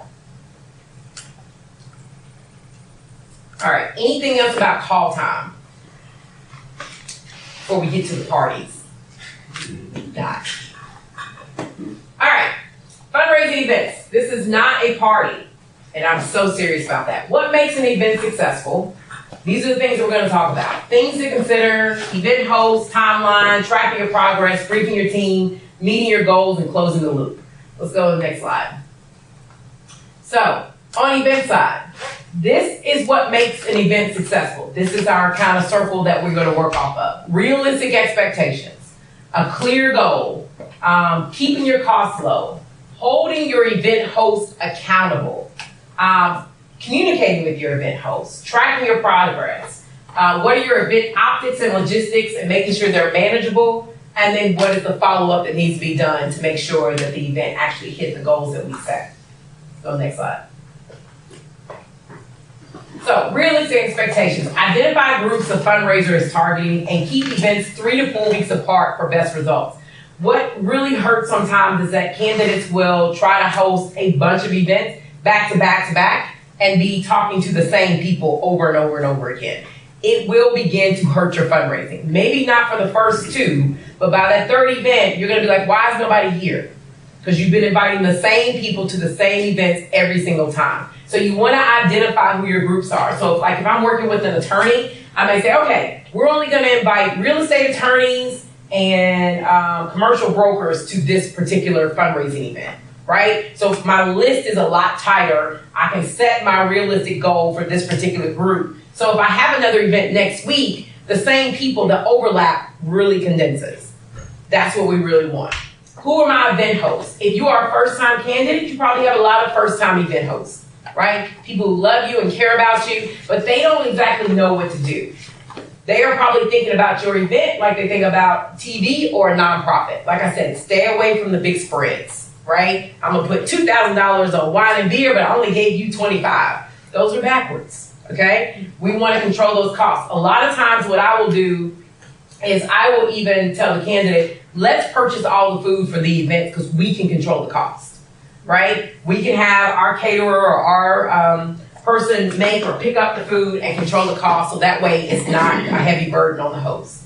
And always be willing to make calls to ensure success. I try to get as many hosts as I can on the phones, even if it's just, can you make these 5 calls? They're never gonna be like the candidate. They're never gonna do the hardcore call time or anything like that unless you just be one of those really special hosts. But you wanna try to meet them where they are and get them to make phone calls, send messages to make sure their event is great. The worst thing that can happen is that a host has an event for your candidate and nobody shows up.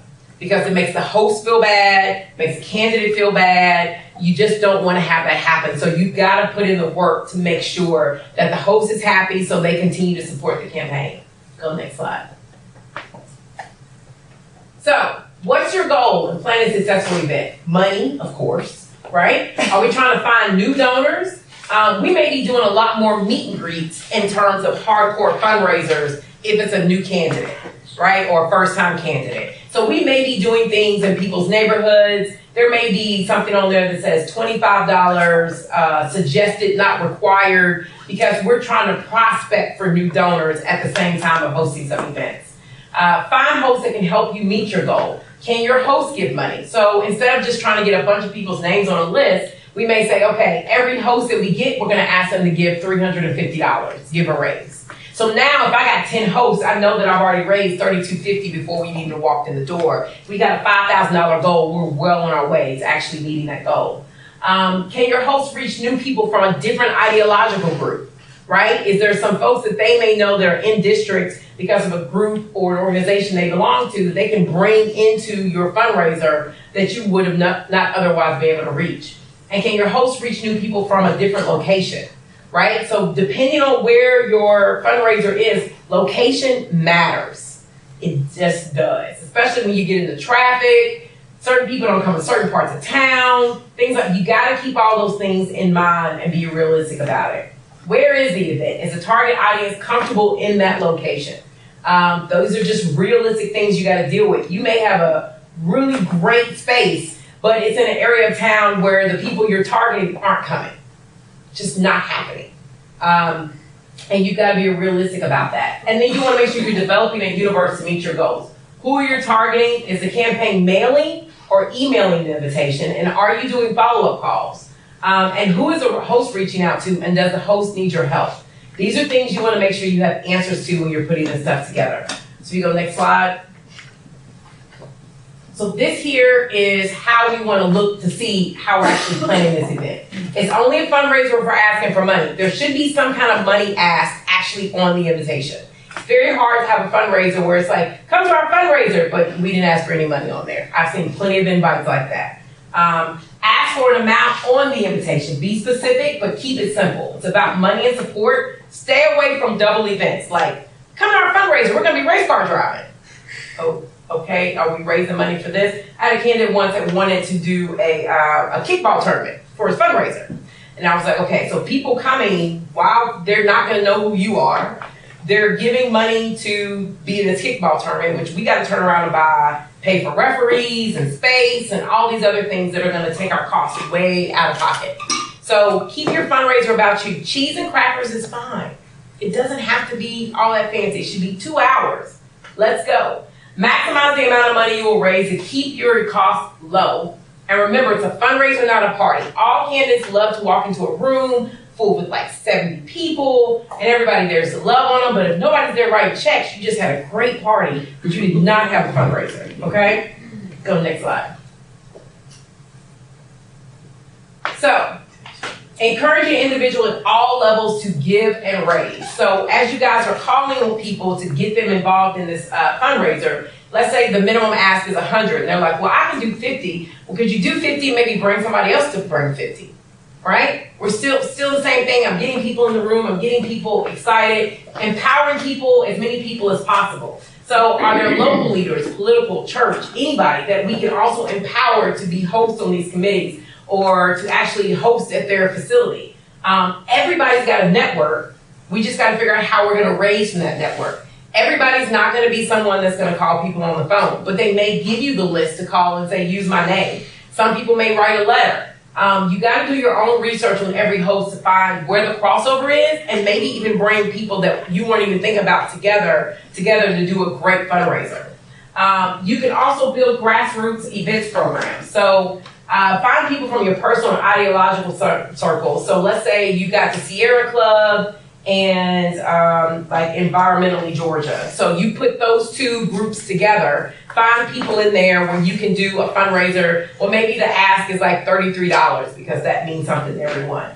And then you try to find hosts that will each do $133, right? So now we got 10 hosts doing $133, plus everybody is trying to get at least 2 people there at $33, right? We can do fundraisers at a lot of different levels. Everything doesn't have to be the big $250,000, $500,000, $1,000 events. They can be smaller. Just set a goal, put a plan together to reach it, and make sure you're maximizing everything you can do to reach that goal. Go next slide. So, how do we find hosts? I get this question a lot. We can always go back to our circles to find hosts. So your personal circles, ideological, power, if you can, get in there, and then even ask the grind if you're at the appropriate time to find hosts. Many of your event hosts will come from call time. They'll tell you, hey, yeah, I'll give you $100, but let me know, I'd love to host an event for you. That does not always mean they're gonna host it at their house, or as I've had some hosts tell me, I'll host it in my house, but I don't wanna do anything. So now you've got a great house, but they're not gonna do anything. You've gotta do it all in order for that fundraiser to be successful. You wanna make sure you control host expectations and make sure you're clear on what expectations you are setting for that host, because you don't want them to overdo it. The more a host gets involved, the better your fundraiser is gonna be. If you have a great host, but they won't get involved, then you've gotta find ways around that to get them involved and engaged. Go next slide. So this is what we call a host information sheet. This is what we use to help establish the goals and figure out exactly what somebody is doing. We collect all the basic information at the top. We're trying to find potential dates. Where are we gonna have it? What is our goal, right? I've got 1,500 all up to 10,000 or more. How many people do we expect to get there? When I walk through this with hosts sometimes, they'll be like, oh, I wanna raise $5,000. I'm like, okay, awesome. How much do you think we should ask them for? Oh, I want to ask them for $100. Okay, how many people are you inviting? 20? Okay. Well, all right. So, if everybody comes and gives, then we're only at $2,000. Where are we going to get the other 3? A lot of times, going through this with them will help them to understand, like, oh, maybe we should ask for more, or oh, no, me and my husband were going to give the other $3,000. So we just want to get a bunch of people there in order to support the candidate. So there's a lot of different ways that you can do this. And then who are you targeting for attendance? Reason why you want to know this is so you don't overlap it too soon. And then try to see if they will provide you with a list, because a lot of times everybody won't show up, but those people can still be dumped into your database. They can still go into call time. Make sure you ask who's going to be providing food and drink, because I had that happen to me where I got there and they were like, I thought you were bringing the drinks. I was like, but you said you were bringing a caterer. Why would I think I need to bring drinks? So be specific. Do I need to provide food and drinks? Go next slide. All right, event venues. I love restaurants because restaurants serve food all the time. So a lot of times they won't charge for space, or if they do, it's very inexpensive. And you can usually have what they call a food and beverage minimum, which you got to have food and bev there anyway. So let's keep it low. Hotels are great too, because there's a lot of different spaces in hotels. If you work it out well enough, you can end up paying $0 to just be in their bar that usually is dead during that time anyway. And everybody buys their own drinks. You just buy some appetizers, boom, you got a fundraiser. Keep it real simple. Social business clubs can set the right scene. If I'm having a higher end fundraiser where maybe the minimum ask is $500 or above, I may try to go to some little swanky place. So everybody who's coming there to give their money feels good about actually writing that size check. Homes are great if the conditions are right. Parking is a big deal. You've got to have a site visit at someone's house to know and understand how parking works, and what you may need to do in order to make that work for that. And then what the layout of the home is as well, so you can make sure that's there. Talked about food and beverage minimums, how to order food and alcohol, how to order by the piece or by the group. Make sure you pay attention to how you're ordering your food so your food costs don't get out of control. And whenever you go to an event, make sure you develop a relationship with the venue staff, because stuff will go wrong. You'll forget something, they'll forget something. You want to make sure you know who's in charge and who's with you for that day to make sure that you can get everything that you need. Next slide. So, like I said, we want to be clear with hosts about their expectations. You want to check in with your host weekly leading up to the event. You want to keep your team informed on host movement and expectations, because just because you're planning the event doesn't mean that you may actually be the person that's actually going to be at the event. And then you want to keep track of all host communication. The reason why I say this is because I wish that I could say all hosts are great, but sometimes when hosts are friends of the candidate, they want the candidate to believe that they're awesome and great, but you, especially if you're working on staff, you may learn that they're not awesome and great. Meaning they'll be like, your people have never called me. And if you're not tracking every single phone call, every single left message, every single email that you sent, your candidate will start to look at you like you're nuts. Like, what's going on? Be like, well, no, here's the 70 calls I've made to them, and they've never responded. You can handle that in the right way, but just keep track of it, because unfortunately not everybody will be honest. Because they want to impress a candidate because they see that person as going to be an elected official. So they won't always be as honest with them. But as staff and as volunteers, you want to make sure that you're keeping up with that information. This is an example of a fundraiser. This is a very, very old one. This is from 2012. But as you can see, we've got the host names at the top. We tell you who it's for, the date, the place, the amount of money we're asking for. We got 4 levels, and then we've even got a suggested minimum down here at the bottom. We tell you how to write your checks, where to mail them to, and then even where the RSVPs go. So keep it very simple. They can be simple like this. Nowadays, with things like Canva and stuff like that, we can make even prettier invitations with pictures and all sharp stuff. But trust me, they don't raise any more money than this thing does. And this was made in Word. Okay? We can go next slide. So you just want to keep it real nice and simple. Again, track your progress for all of your fundraisers. So that way you know who it is, the company, the email address, how much they pledged to raise, how much is in, outstanding. We keep one of these with all of our candidates so we know exactly how much money we have or can expect to come in. So when I'm meeting with the campaign manager, I can say, okay, based off what we got, I think we got another $20,000 coming in, another $30,000 coming in, based off the fundraisers we have coming up, so they can make plans for that. Slide. And always plan ahead. You can go ahead and click it, I think it's 3 times. 6 weeks out, we're confirming the location, date and time. 3 weeks out, we want to make sure we've approved the final invitation for printing, get that thing mailed out. 17 days, 2.5 weeks, invitations go to the printer. You don't need a whole lot of time for people to receive an invitation these days, even in mail. If it's local, then it's gonna get to everyone's house within a day or 2 anyway. If it's email, you can start sending that thing out pretty quickly, once a week, and then build it up as it gets closer. Can you hit it one more time? 2 weeks, invitations hit mailboxes. One more time. 10 days, we start doing phone calls. And so that is to everybody to make sure they receive the invitation. Are you gonna come get the RSVP count so we can make sure we know exactly what we're doing? Then I think 1 more, 2 more, 1 more, boom. So 48 hours reminder calls, 24 hours we write a memo and make our staffing and candidate plans that we send to the candidates so they know exactly what's going on. And then the day of, we always try to arrive at least an hour, 45 minutes before an event to get set up, make sure everything is perfect so when guests start to arrive, we are ready to go. Go next slide. This is just some stuff to remember about a room. So like if we were doing a fundraiser in here, like I'd clear everything out of here. I don't want a bunch of chairs because the more people sit down, the more it looks like there's fewer people here. It should only be 2 hours. Don't have to have a million decorations. If you're not expecting a lot of people, it looks like we can split this room. If I'm worried that I don't have a big crowd coming, I would close the room off. Because I always want the crowd and the candidate when they leave to be like, oh, that was a great event. Not like, there was no one there, right? Because all that stuff matters when it comes to viability.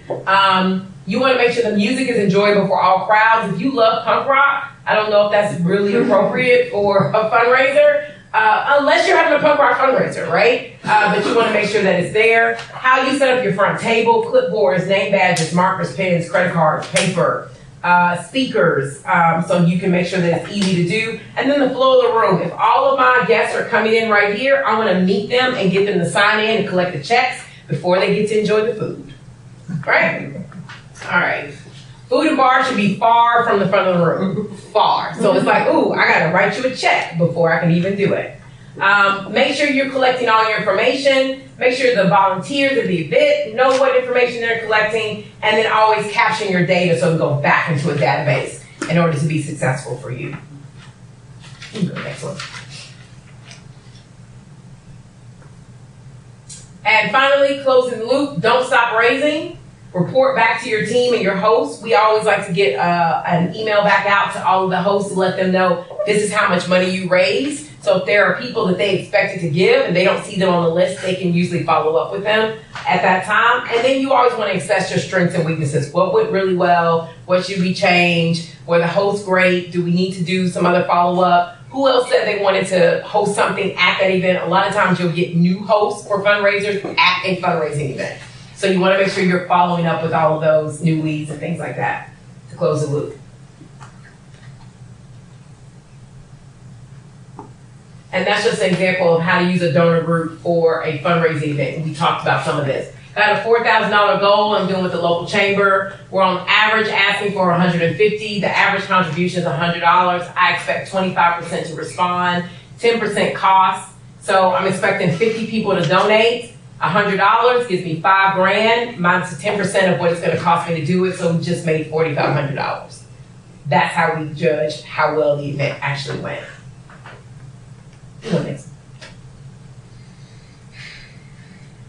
And now it's time for your fundraising. Any questions on fundraising events? Because everybody loves them, but hopefully y'all realize they're a lot of work. A lot of work. They're my second least thing to do. But everybody loves them so much. So now, and that is a lot of work, but if you have a full put together team, Yeah, you're gonna have a staff member on your campaign team that maybe is in charge of an on-site. And we're having campaign management and staffing next week, but you're gonna have someone. I mean, you are not in charge of all of those aspects, right? When we take, if you come on board with us and we are your fundraisers, we do everything. So we do all of it. Yeah, we do everything soup to nuts on fundraising side. But if you've got a local team and they have not hired you, right, and they just have a campaign, a couple people, you could have a few volunteers that could do this very maybe easily. like an event manager is going to work with the campaign manager, who's going to work with the fundraiser, who's going to work with the the volunteer manager. So your little team of like 4 people are going to. Oh God, yeah. Okay. You can definitely do this, and the hardest part about this is just doing all the conversations with the host. That really is the hardest thing, because getting the venue is pretty quick. Venues respond really fast. Once you got a caterer, if you got one you really like that's in your budget, that's really easy. The host communication is where you spend the majority of your time, really, is going back and forth with hosts to get the date down, to get the time down, to get the place down. So, that's really your hardest part, is just communicating with them. Yeah. But if a potential candidate in this room wants to hire you, then they know that they have this entire package available to them. My team does it all and everything, because that's all that happens, or whatever. We have like 3 more slides. Y'all want to keep going? I know y'all, it's 4 o'clock, so I don't want to keep anybody past time on the digital piece. We're scheduled till 4:30. Oh, okay. So 3 more let's slides. Go. Okay, all right. 3 Then more slides. we're okay. All right. So let's go to the next one. I think it's 3. Don't kill me if there's not. Digital fundraising. All right. The one thing, everybody's getting all these emails. How many of you all get emails now from any kind of candidate organization, something? And what are they usually asking you for? Money. All the time. We love it, don't we? So these are the pieces that go into digital fundraising, bold and highlighted. When you write a fundraising email, it is not like a regular email. You want to have a lot of links in there. If you've only got 1 link in your entire email to give, something's wrong. All right? Because people don't read, but they will scan with that mouse and they like to click. All right? So you got to have places for them to click. You want to keep it simple as to what you're talking about. Don't try to get in a million different topics in one email. And you want to make sure you're asking for specific amounts in there, and ask again and again and again. And I'll show you a couple of examples. You are not Obama or Bernie, okay? And what I mean by that is, people are like, well, why don't we just ask for $3? Well, how big is your email list, right? Their email lists are huge. So when they're asking for 3, when you're doing it from millions of people, that's great. But most of you all's email lists are just gonna be a couple of thousand. So you may ask for 3, but you may ask for 25, 100, things like that. As people's email lists grow, I'll test out some messages, especially with people who haven't given, and do some things where I may ask people for $5, but I may try to do it on a recurring basis. But just remember, I have a lot, especially a lot of my volunteers that will say, why don't we just do what Obama did? Why are we asking for this much money? It's because we don't have that size list. And we don't get that kind of response. And also, when you do your digital fundraising, especially with emails, I will take the same email, take pieces of it, and then repeat it on my social media, right? So in case you missed the email, you are going to catch it on my Facebook. You're going to catch it on my Twitter or something like that. Let's go to the next slide. So here's an example of a fundraising email that came from the Democratic Congressional Campaign Committee. How many places do you see to give on here?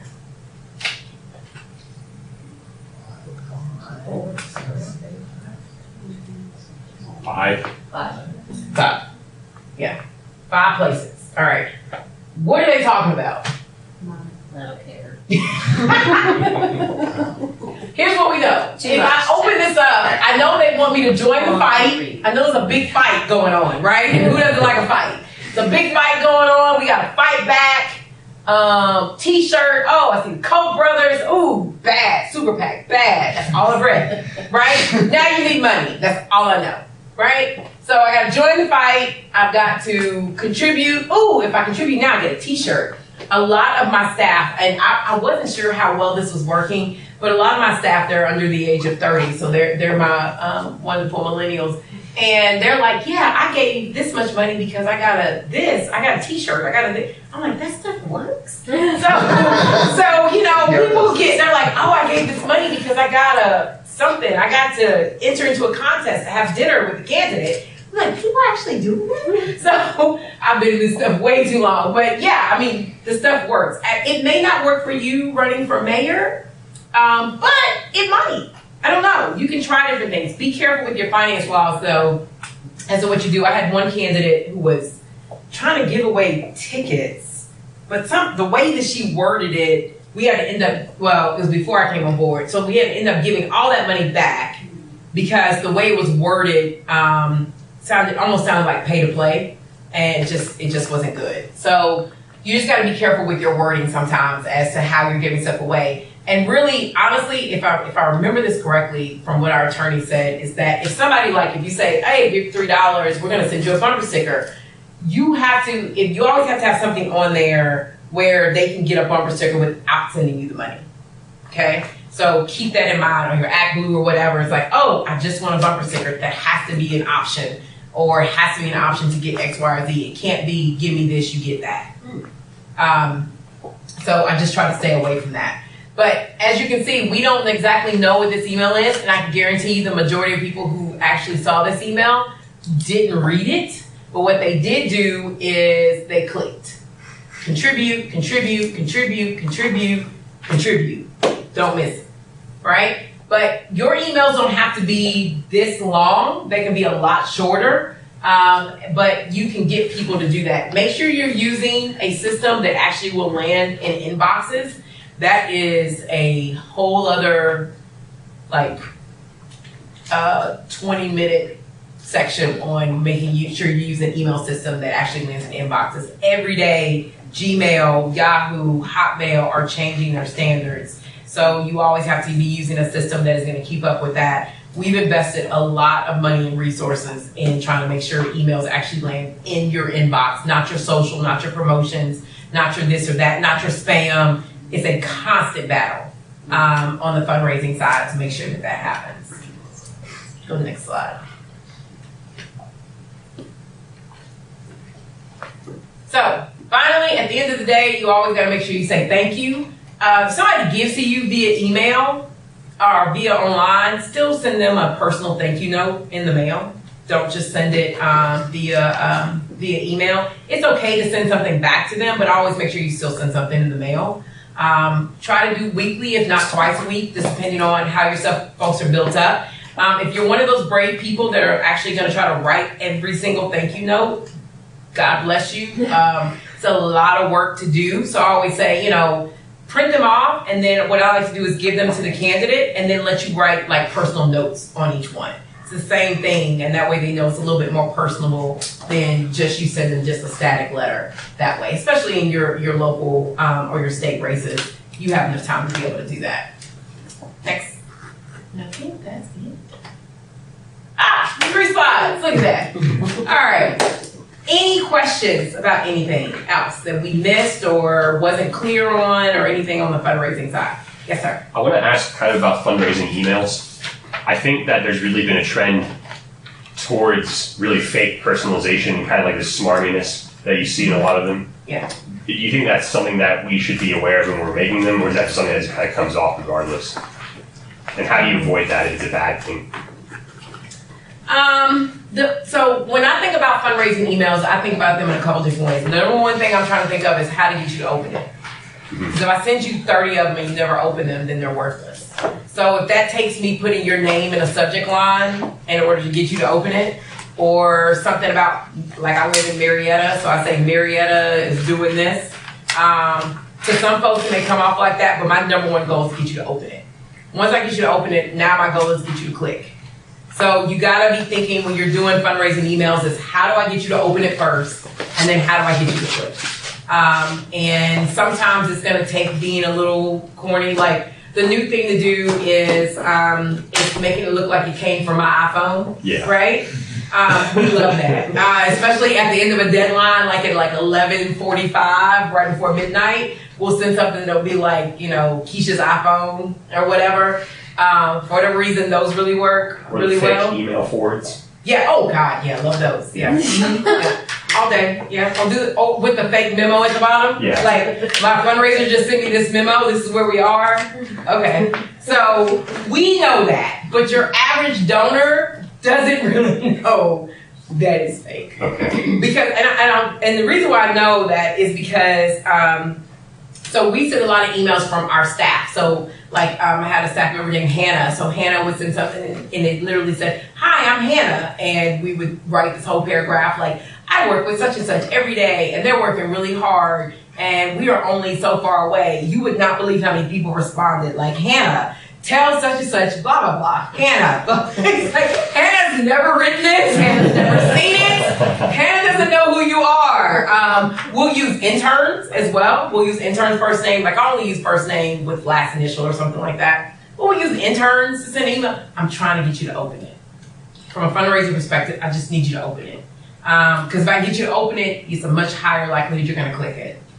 Because when you see things coming from different places, that forward makes your open rates skyrocket.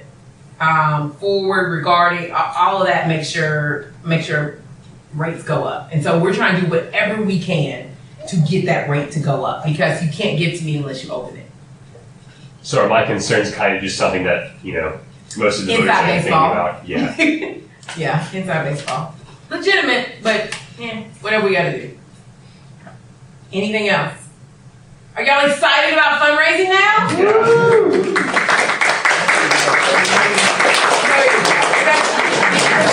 Thank you all so much.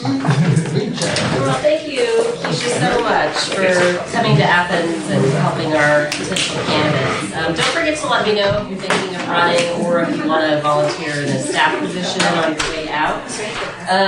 I'll just say one thing that, so I organized the same sort of series of trainings in late 2017 and early 2018, and what I learned in these trainings allowed me to run a successful campaign for city commissioner. So I would encourage you just to keep coming back if you've signed up. I would encourage you to send that RSVP form to any of your friends that you think might want to involve themselves in politics.